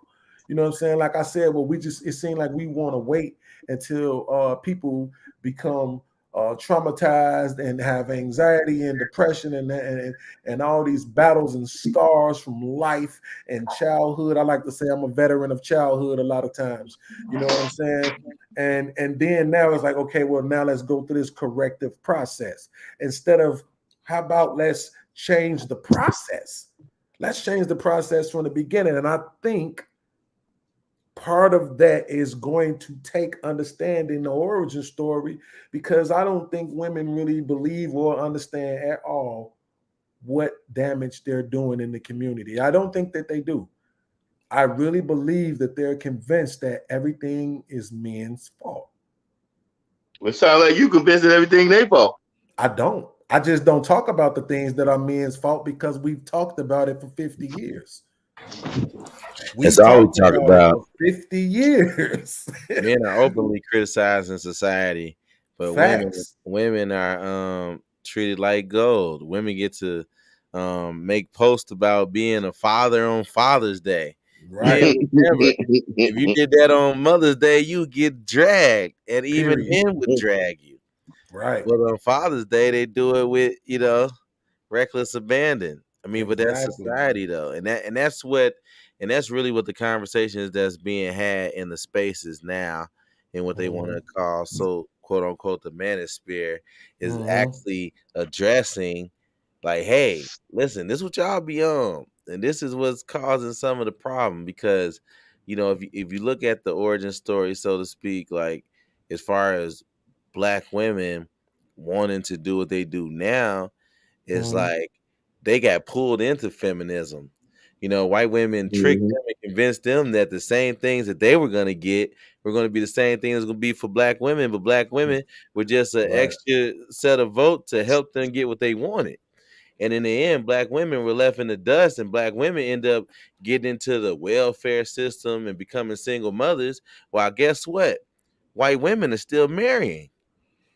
So feminism is a lie. It's a facade that was put up and that black women have actually bought into, but the rest of the races are still doing what's the best for their race, what's keep you strong, is having families. At least the majority, exactly. Yeah, the majority, and the numbers prove as much. Like they're not having children out of wedlock at the same clip. Right. Because that's still not acceptable. It's still not acceptable in their culture. You know what I'm saying? It's frowned upon, and for us it's almost just normal. One of my talking points, bro. I say I wish somebody would explain to me how it is that feminism can't be a bad thing, right? When you think about every other word that I could think of off the top of my head that ends in ism is a bad thing. Racism, bad thing. Ageism, bad thing. Sexism, bad thing. Yeah. Classism, bad thing. You know what I'm saying? But somehow feminism, this great thing, you know what I'm saying, that's going to heal the world. I mean, it's like, come on.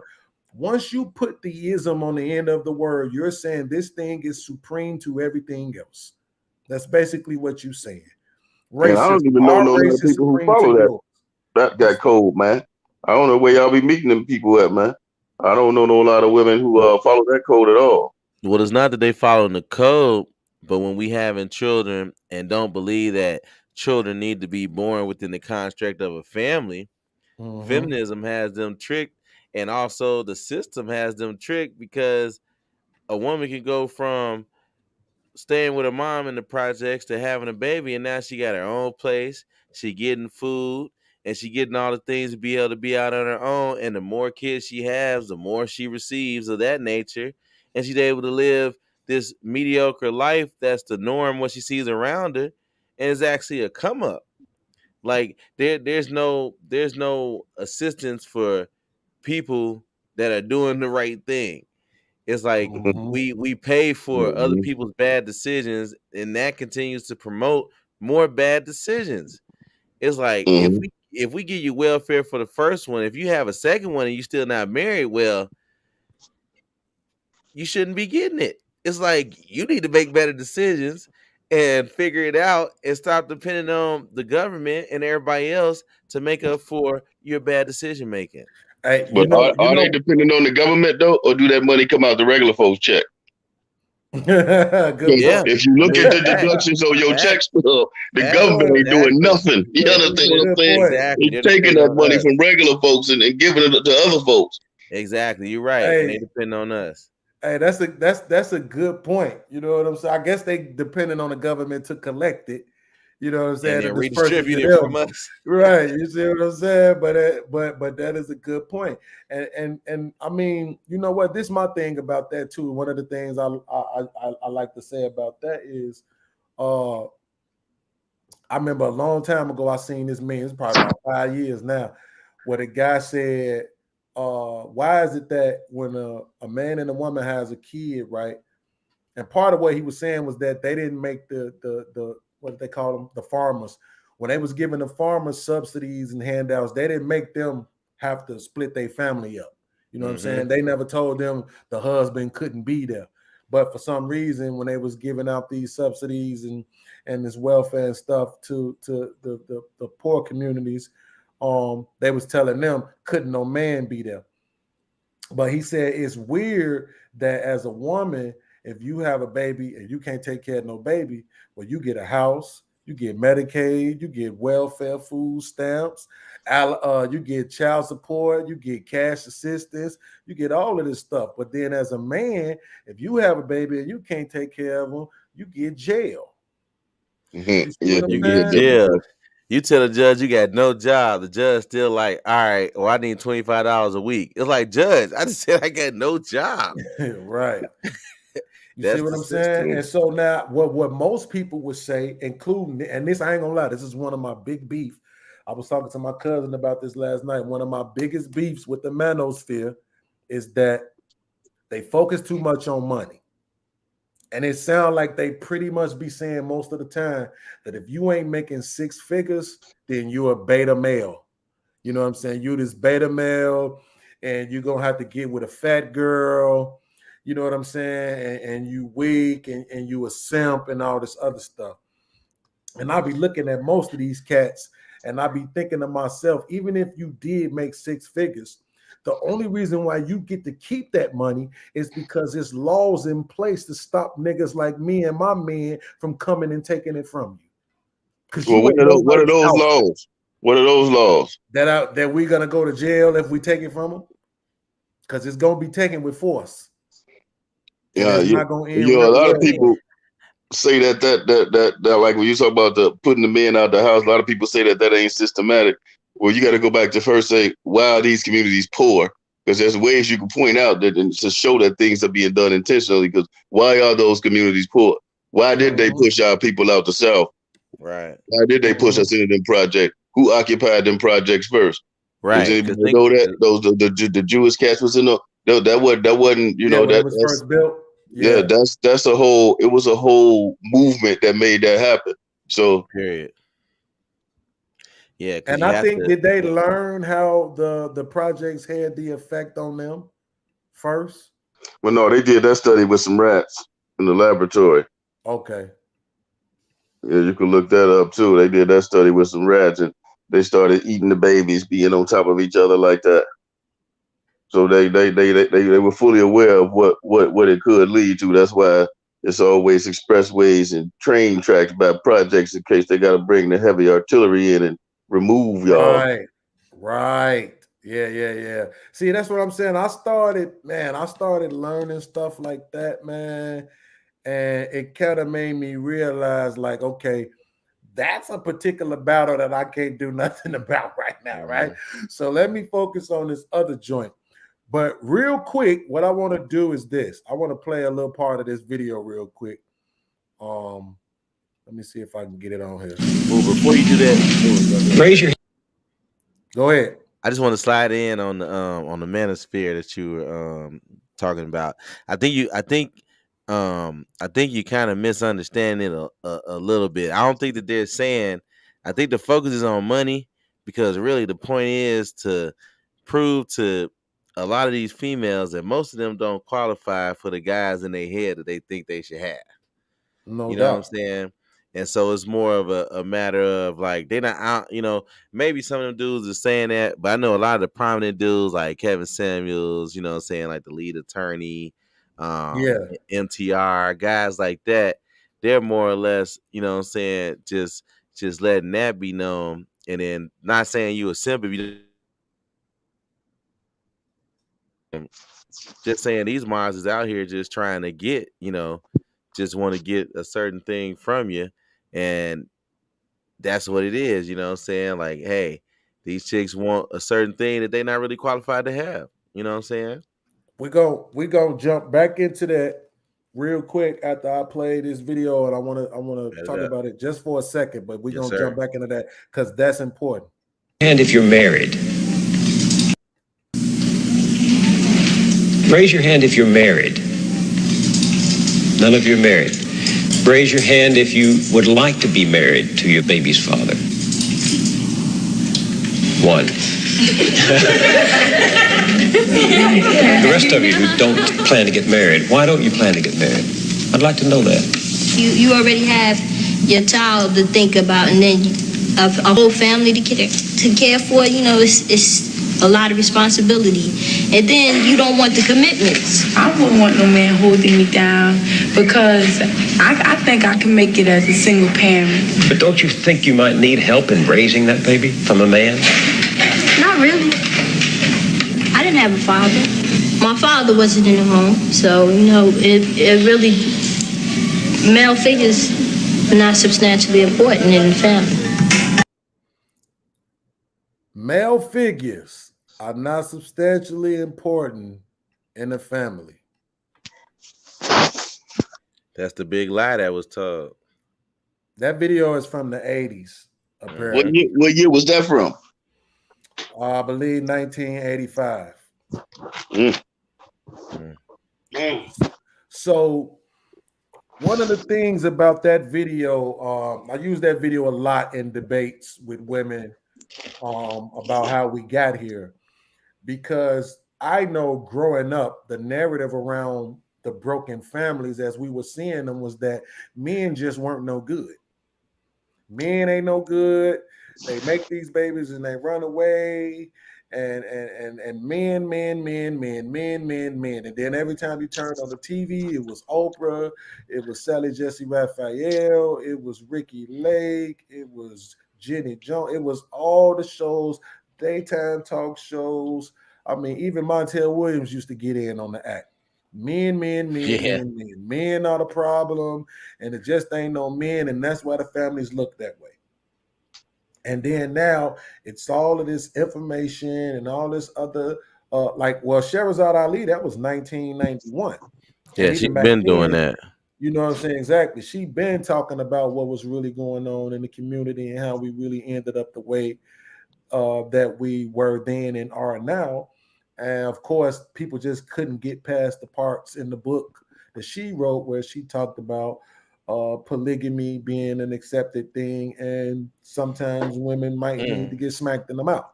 So, people couldn't get past those two parts in order to realize what was really being said.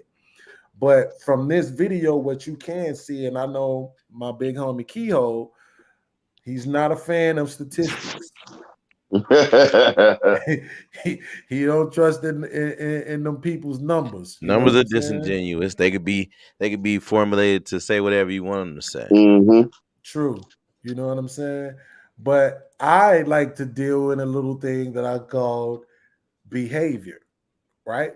And so when I look around, I mean, I ain't been a lot of places across the country, but as far as like Chicago go, but I've been all through Chicago.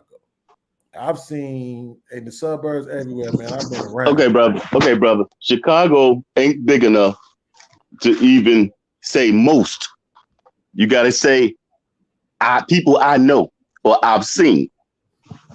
Yeah, we had this conversation last week, and I don't know if I said it then, but I'm gonna say it now. I agree to disagree.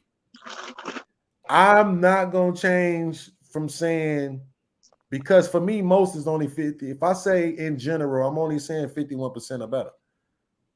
But you said you only been around Chicago. You didn't even say Indiana, Ohio, and name some close states. You know what I'm saying? You said you only been around Chicago. So you gotta say the ones you know. You ain't covered enough ground to say most, bro. But listen, every other city we go. Right. I've lived in Indiana. I've lived in Iowa. I live in Kentucky. You know what I'm saying? Like I lived in Atlanta. Like I've been places, but I'm just saying my experience in Chicago alone, with Chicago being one of those cities, the Chicagoland area, which includes the Joliets and Naplevilles and all of those different places, is one of the most populated areas of Black people. And I'm just talking about what we see in our community and what I've heard and seen. And it has not been a whole bunch of women being married, having babies, and ending up being divorced. It's been a whole lot of people just getting up, shacking up, and making babies. Just having raw sex. Right. So we can't just, so that's why for me, it's like, I like to think about solution, right? People are like, man, we need to be solution based. Okay. Do you know the solution? The first step in any solution is understanding that there's a problem. You have to acknowledge that there's a problem first, right? And Keyhol is one of those people who says, you know, hey, you have to start with self first, right? So that should apply to everybody. And what I tried to get this other guy, because you know I like the lead, MH. I was on the lead show. I got that video too. Yeah, I was on his show once before. He told me to contact him once I started my podcast, but I still haven't. You know what I'm saying? I've been trying to build it up a little bit. Before I go to him. But like I say, if I'm telling you, like when you said, man, I remember the last show you were saying, at what point do we hold the men accountable?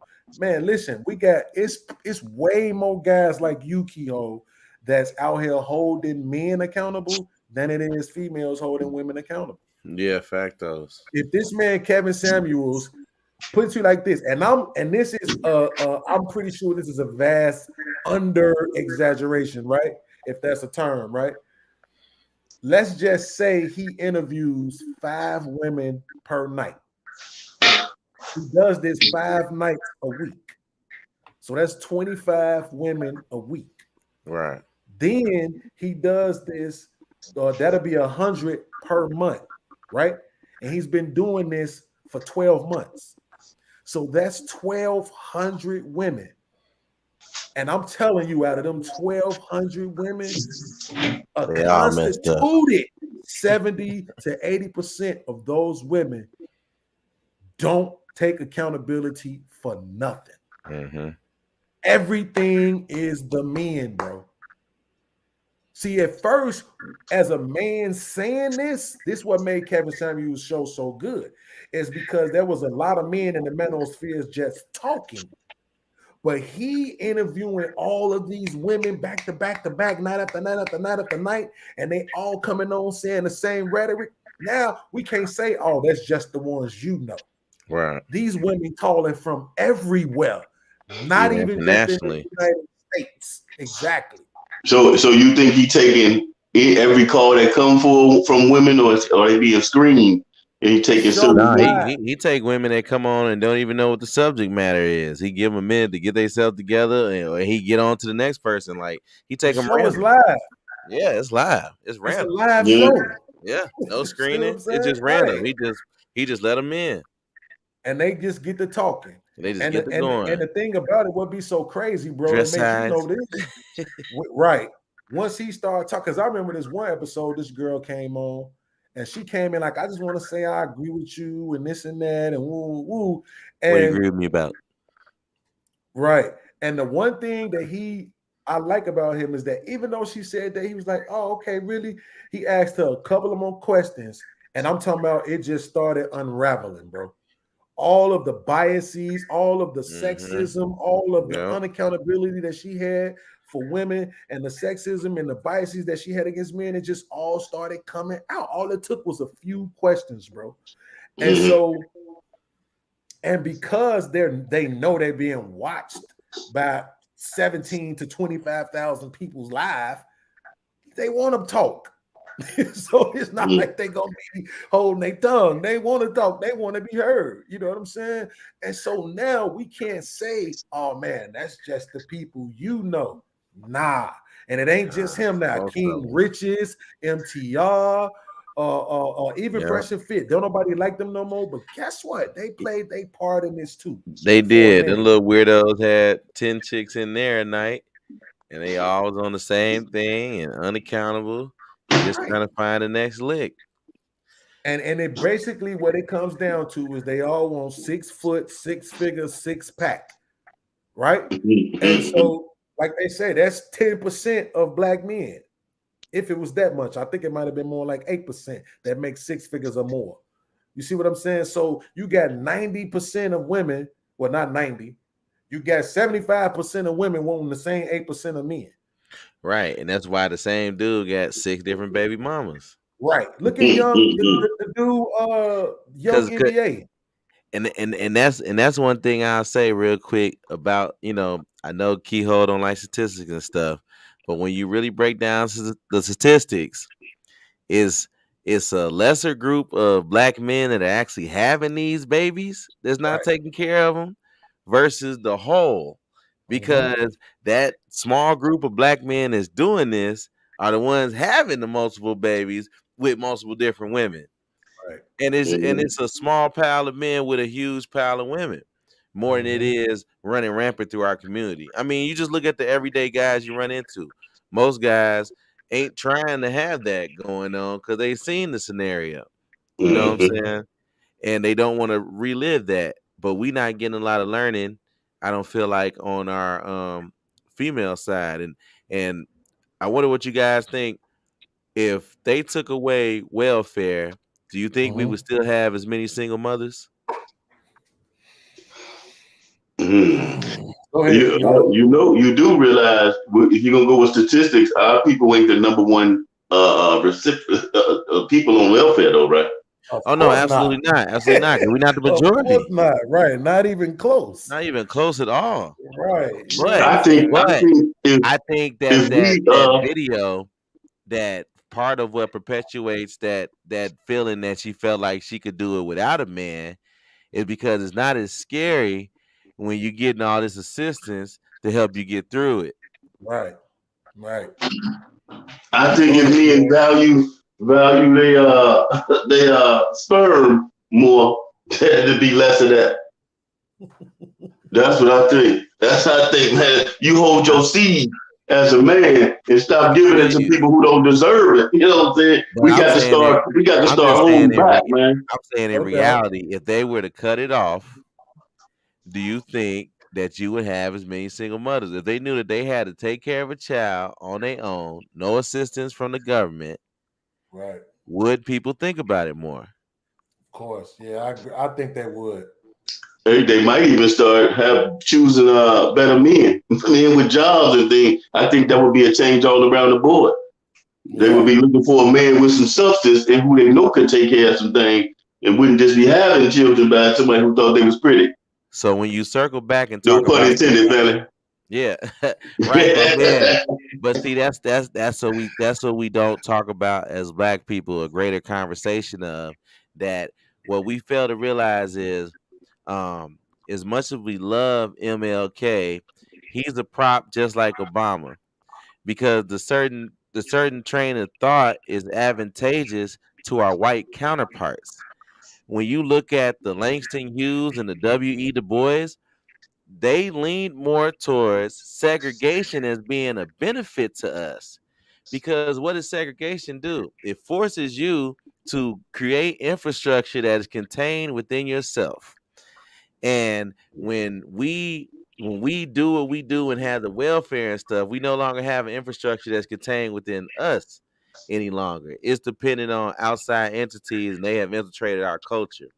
So we have to look at that self-sustaining our group ourselves is going to be our solution. Like, there are actual viable solutions out there, and one of them is getting away from the government and actually doing us for real.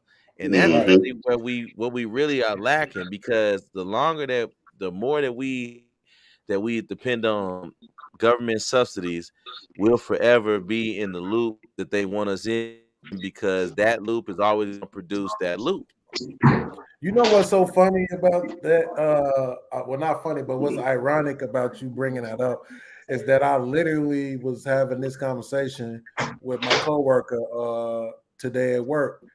Like I say, he's a gay white boy, but he's really smart though. I give him that. The boy he got some knowledge on him. You know what I'm saying? He knows some things. He read. You know what I'm saying? He read well, but I was explaining to him because he was like, "Nah, I'm not a fan of segregation." I was like, "Well, maybe you shouldn't be."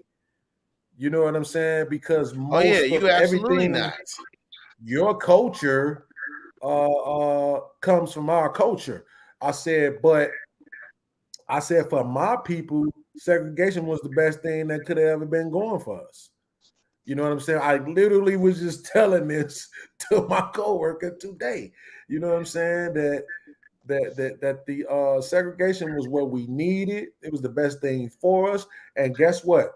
It also, to me, adds value to individual cultures, right? Because now, if you like, I got the Black community, the white community, the Asian community, the Latino community, the Arab community, and I can go to each one of these individual communities and sample their culture. You know what I'm saying? Whether that's food, music, Yeah, clothing, they have whatever it is. segregation. Right. And I still come back to mine. And he was like, "Well, I don't know about that." I said, I said, "Didn't you just tell me where you live at? It's pretty much all white people and a lot of them are racist." It's like, yeah. I'm like, you see what I mean? They can be racist, which I had to break down the definition of racism to him today because I love when people think that racism and prejudice is the same thing, right? But basically, what I was telling them was that they get to be who they are and they confined space. Cool. I don't care because you don't like Black people. You can go do that in your neighborhood. That's what's up. But when I'm in my neighborhood and I see the police and the police look like everything but the people in my neighborhood, that's terrorism, bro. You know what I'm saying? You don't even relate to the people in my neighborhood. You don't Yeah, have they're no respect. insurgents. Yeah. Yeah, you don't have no respect. You don't have no value for the community. You don't appreciate what you see. You don't even appreciate the struggles that you see. You know, and you think it's all on us and everything was just based on our choices because that's what you've been trained to think. So, yeah, I agree with you 100%. And I think that it's not necessarily ironic. I think it actually shows that the energy is aligned.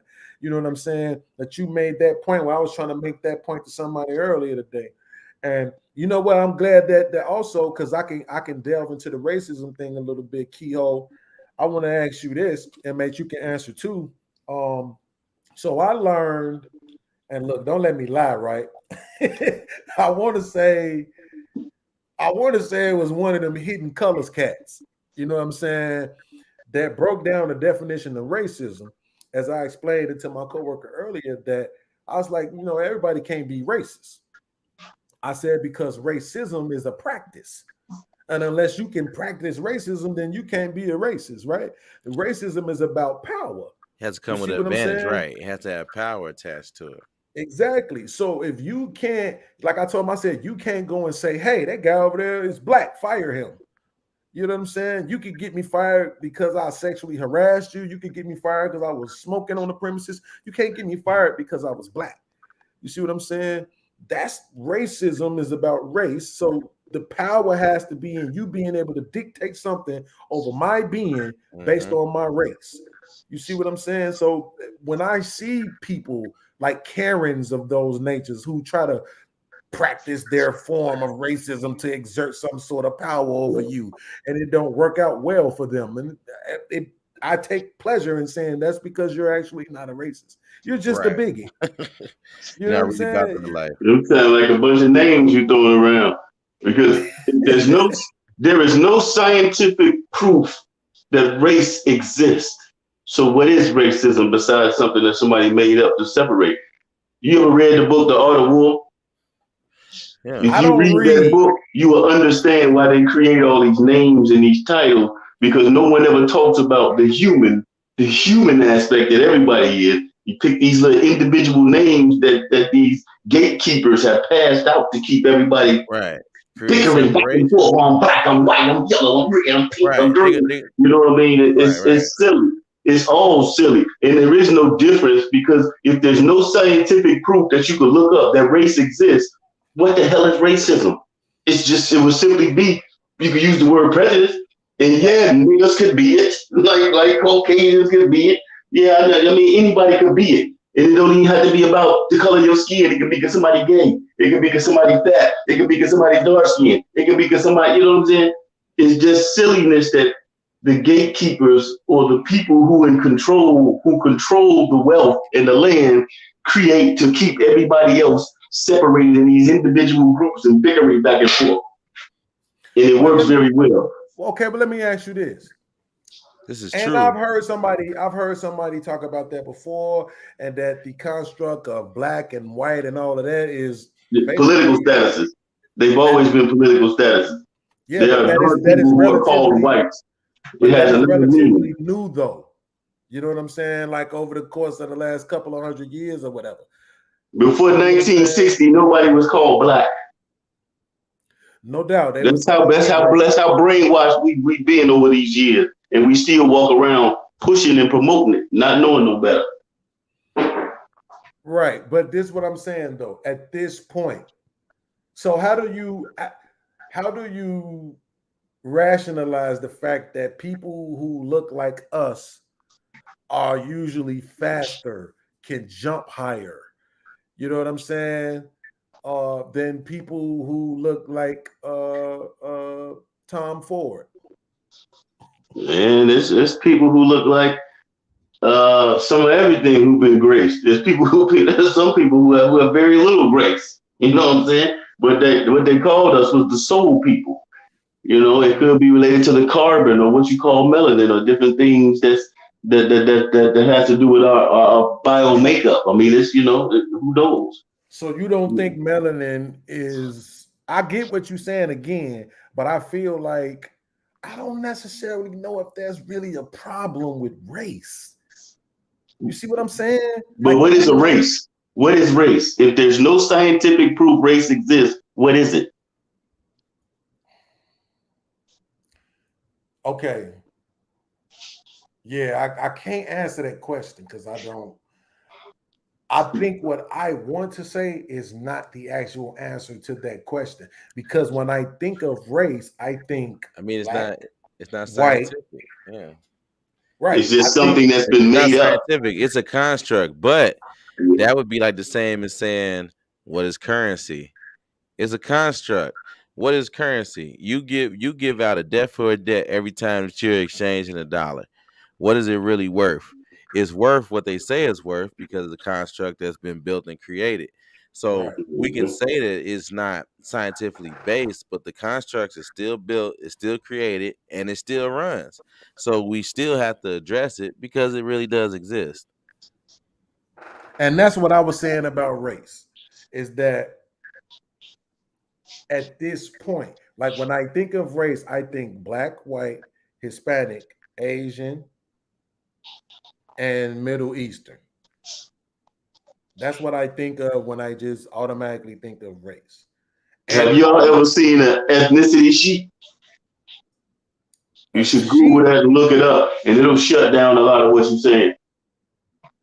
It'll shut down a lot of what you're saying. It'll tell you there are dark-skinned people who are classified as white. Typically, it was applied to Europeans, so it doesn't apply to a pale-skinned person only. There are dark-skinned people who are classified as white. Many foreigners who come here are classified as white. What you're dealing with is political statuses, and it's too deep of a conversation to just touch with on what we're touching with. How you using it is not how it's used. You're using it as like you're using it from an urban dictionary perspective, rather than on a higher level of understanding as it is. They're political statuses. So it's just not, we're operating under the guise of something that should have been torn apart and reconstructed. We got some of the same, but we still got Jim Crow laws in effect. There's things that are put in place that need to be changed, that need to be altered. And until they're altered, it's always going to be sideways and crooked, and somebody's always going to get the underhand of the stick. But what I'm saying is that there are differences, though. And what's wrong with that? There's nothing wrong with that. Therefore, you don't have to label it as a color. We could just all be humans. Can you imagine what would it be to argue about if we just all was human? You know what? I wish I could take 5 minutes to think about that, because I think that's what I'm saying. See, we got to come out of that mind state. It's just like what I was talking about last time about somebody with a $40,000 or $50,000 mindset, and you get them $100,000, $200,000, they run right through it and go back to that $40,000, $50,000 mindset and live poor again. It's just like that. We in this mindset that we got to break. You got to break the chains that's been placed on your mind, and when you do that, then we can shift reality around us. As long as we living under this same color construct and code and laws from 1800s and 1700s, then it's going to always be like this. And the first thing, I think, what's his name? Gil Hearing, revolution starts in the mind. Right. You have to change your mind first. And if you can't change your mind, then you're going to always be on the same. Even when the mother cat said, you can't solve a problem on the same level of consciousness that it was created. So either we're going to evolve mentally and get out this basic understanding that we've been in for hundreds of years, or we're going to keep suffering. So are you suggesting that over the past few hundred or thousand years that we've been stagnant mentally? Yes. The chains have been placed on our brain. The chains have been placed on our brain. And if I can control your mind, it doesn't matter what you want to do with your body, because I got your mind.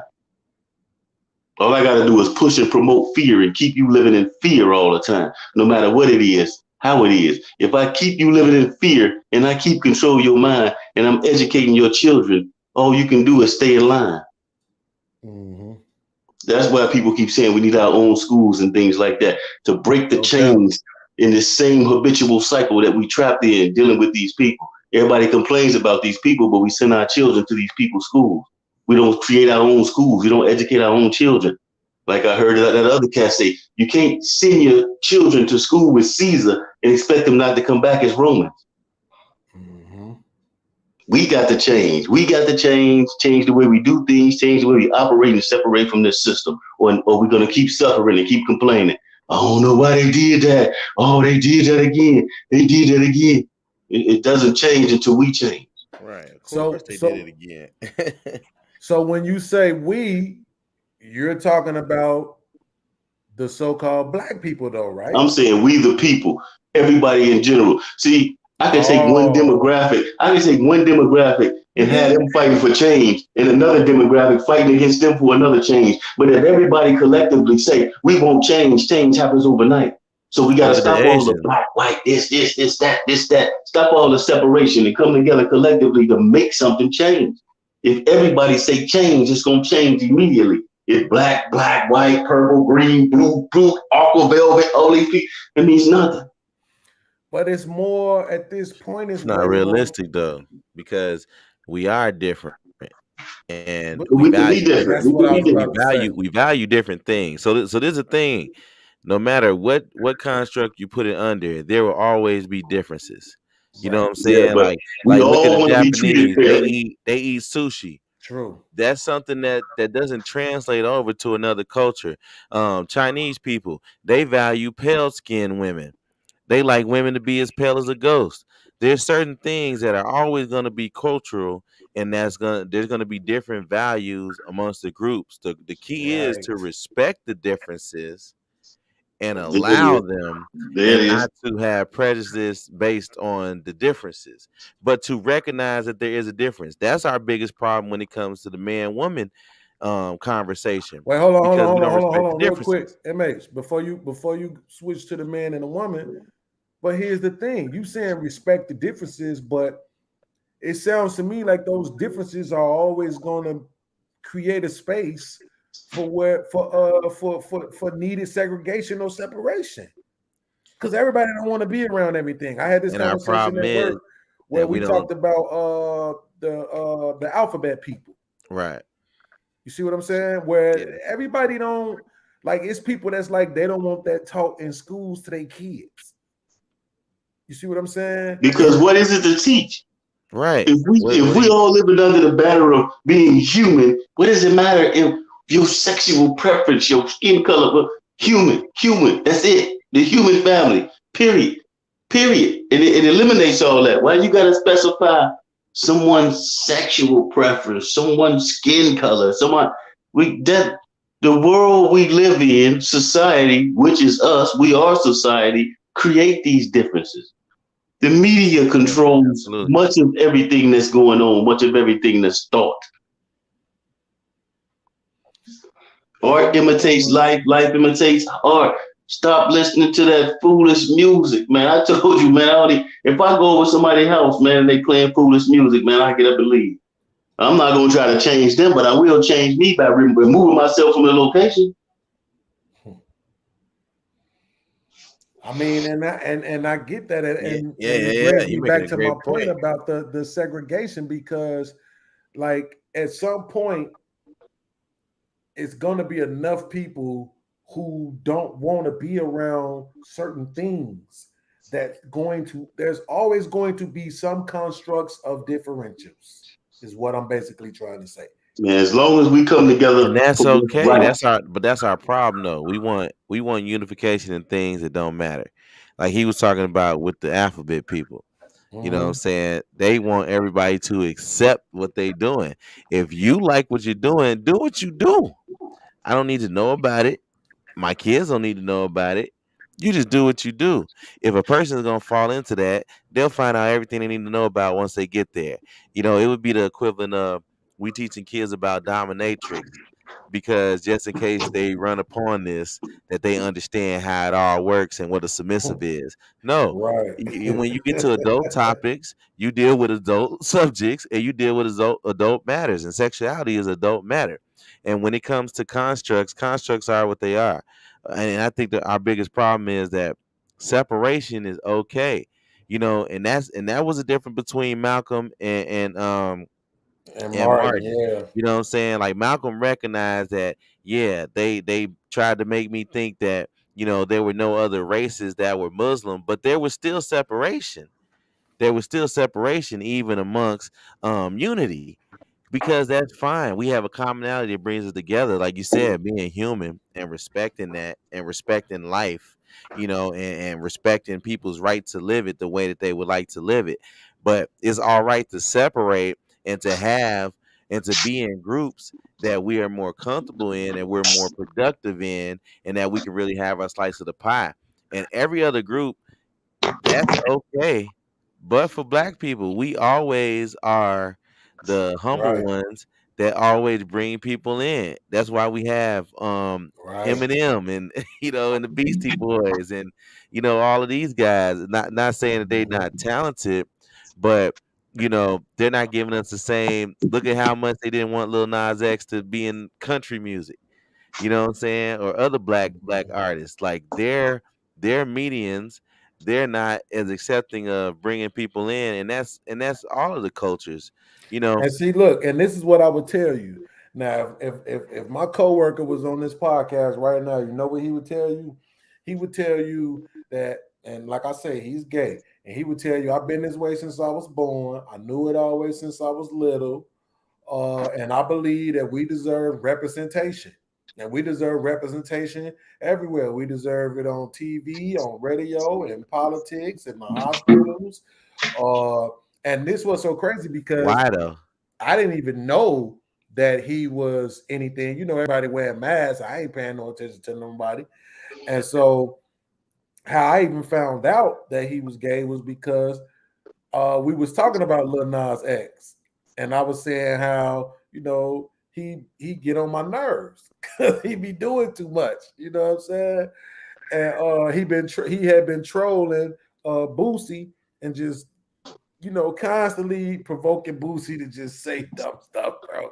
Just way out of the water type stuff, bro. And so, Man, I think he came at Boosie because what Boosie said about what you call his son, Dwayne Wade. I mean, it was a Dwayne lot of Wade's comments son. going back and forth. Yeah. And Boosie wanted to Yeah, say something crazy. They should do a song together or some craziness. Because I think even Right. Mike Tyson asked Boosie, you know what I'm saying, about that, man. And His he ain't daughter tough up with came at Mike. Boosie. Yeah. Right. But He went hard on Lil Nas, right? So yeah, so Boosie this stood what his Buddy ground, said though. Hold on, real quick, and then you can go MH. This is what he said. So, like I said, he said, you know, we deserve representation in all of these different forms. But the way I found out was because we was talking about Lil Nas X, and then he went on to talk about how he felt like Lil Nas X was a great representation for that community and this and that and blah, blah, blah, blah, blah. This cat is like 22. You know what I'm saying? Mhm. So, and like I say, at 11, 12, 8, bro, he was expecting representation.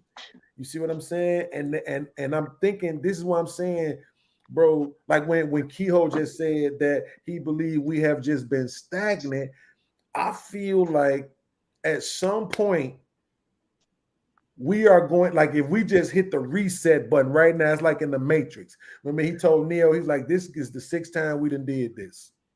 Like it's going to always end up at this point. Period, point blank. We always gonna come to right here.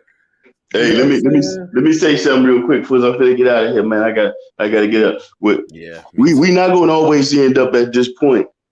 We got to smarten up first. Like I said, man, we got to evolve mentally. We got to operate COINTELPRO operations and many things. Man, there are groups who work specifically to keep us, to help us remain stagnant, who insert and infiltrate and put people in groups, create groups and call them eyes and do all, stand in front of, even the civil rights movement was funded by Jewish people.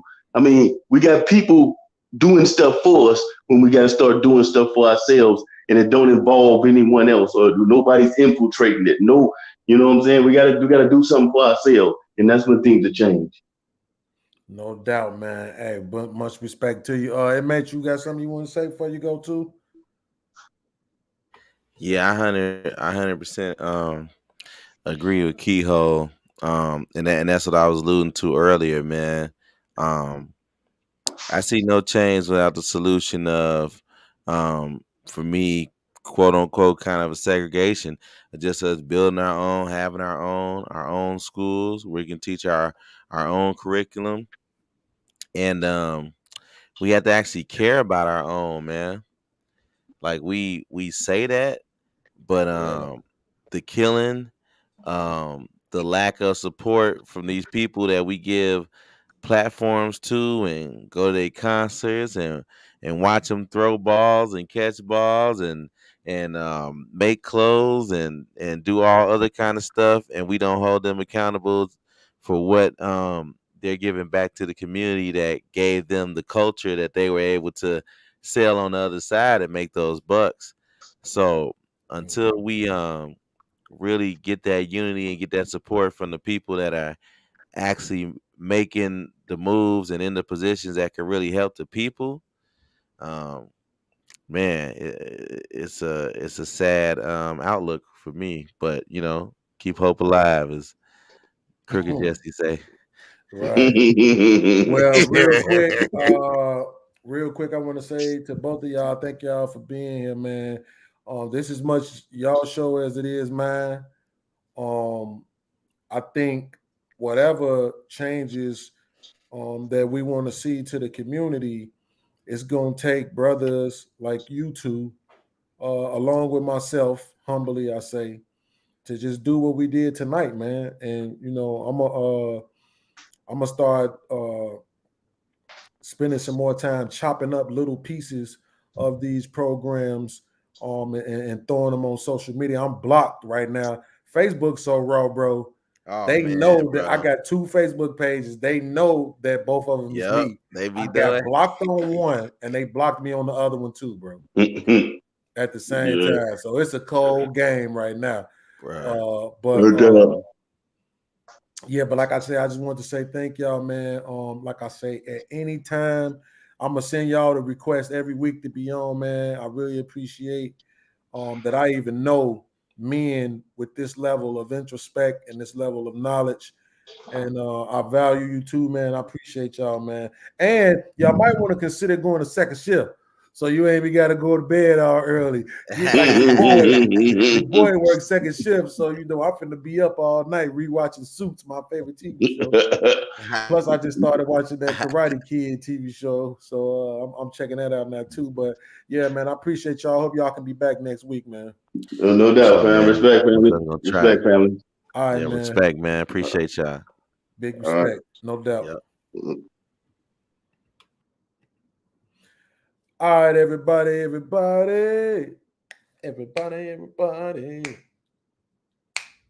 Oh, well, you know what? I'm going to just admit something. I get silly when I'm sleepy. So I'm actually sleepy. I'm actually kind of tired, right? I should get off of here, go lay down, but I'm not. I'm probably going to make me something to eat. What time is it? Yeah, it's too late to go get some. So I'm probably going to make me something to eat. And like I say, watch me a little TV or whatever. Man, maybe I will fall asleep. I don't know. But this was another good one, man. Again, shout out the homie Keyhol. I'm going to keep it 100 with y'all about Keyhol. He know a lot more than he say.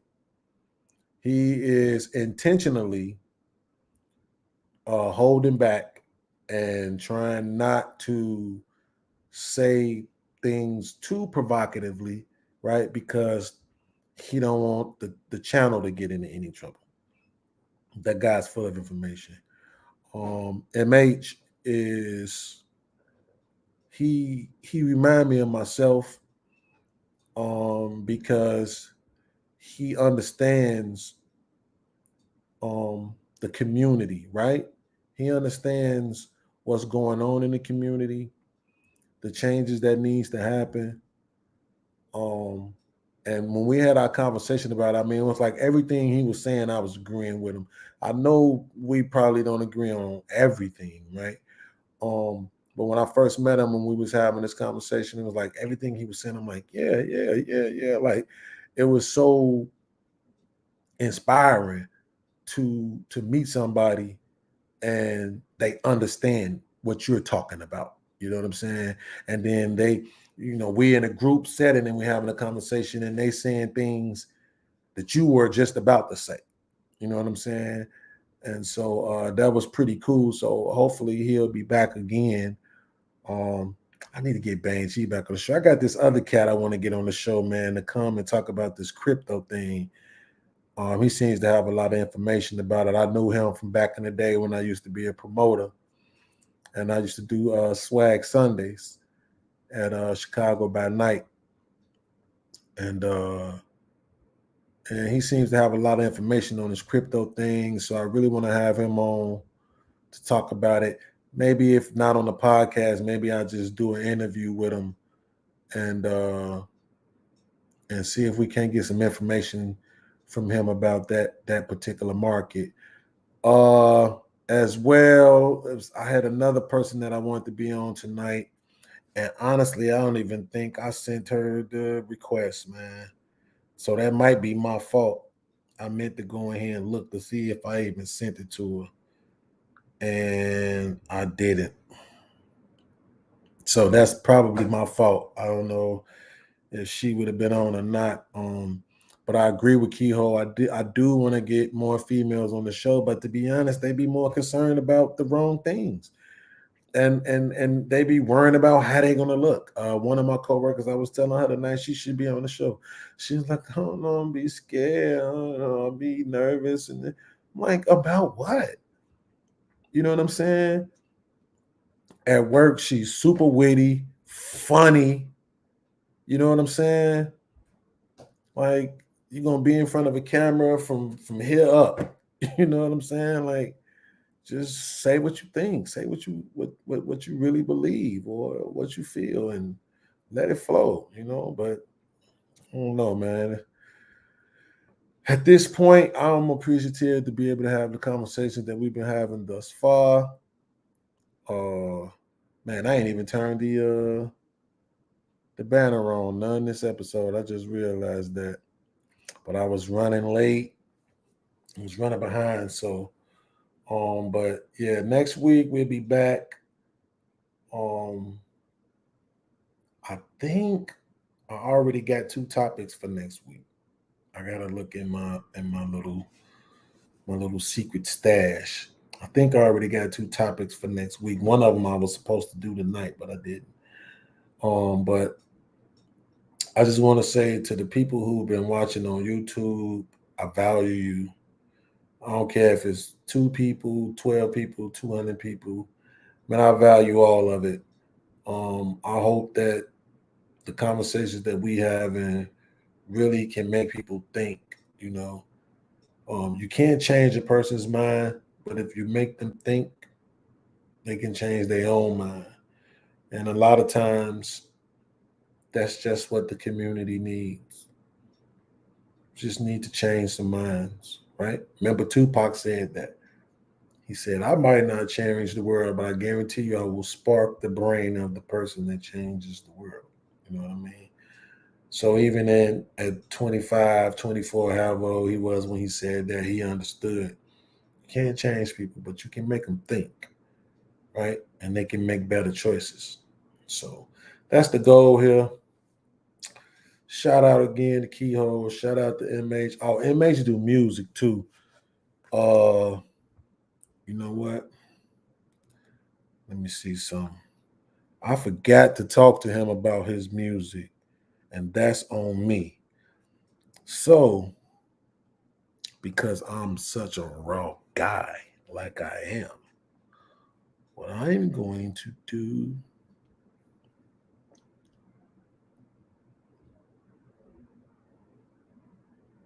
is post the link. Yep, I got the link. So I'm going to post the link in the comments. So if anybody wants to check out MH's music, he got this song that he sent me when I first met him. This song is raw. It reminds me of something I would have tried to do. But I'm going to post that in there too as well. And next time when he on, we're going to have to talk about his music a little bit more, because the guy's pretty good. So again, salute to everybody. And we will check y'all out next week. Oh, and because I had the song I played, the music I played earlier, I had that on a different source. Let's see. Nope, see, it's gone. So I'm probably gonna have to just leave y'all with the music we usually rock. All right, so I'll let y'all next time, man. If you're focused on something, then you can take things into your own control. It doesn't happen overnight. It's not easy. Expect pain, expect anxiety, expect everything to go wrong, and just be cool. Breathe easy, and then just see it out. It's never gonna happen the way you want it to happen, ever. And if it does, do not trust it. It's the devil.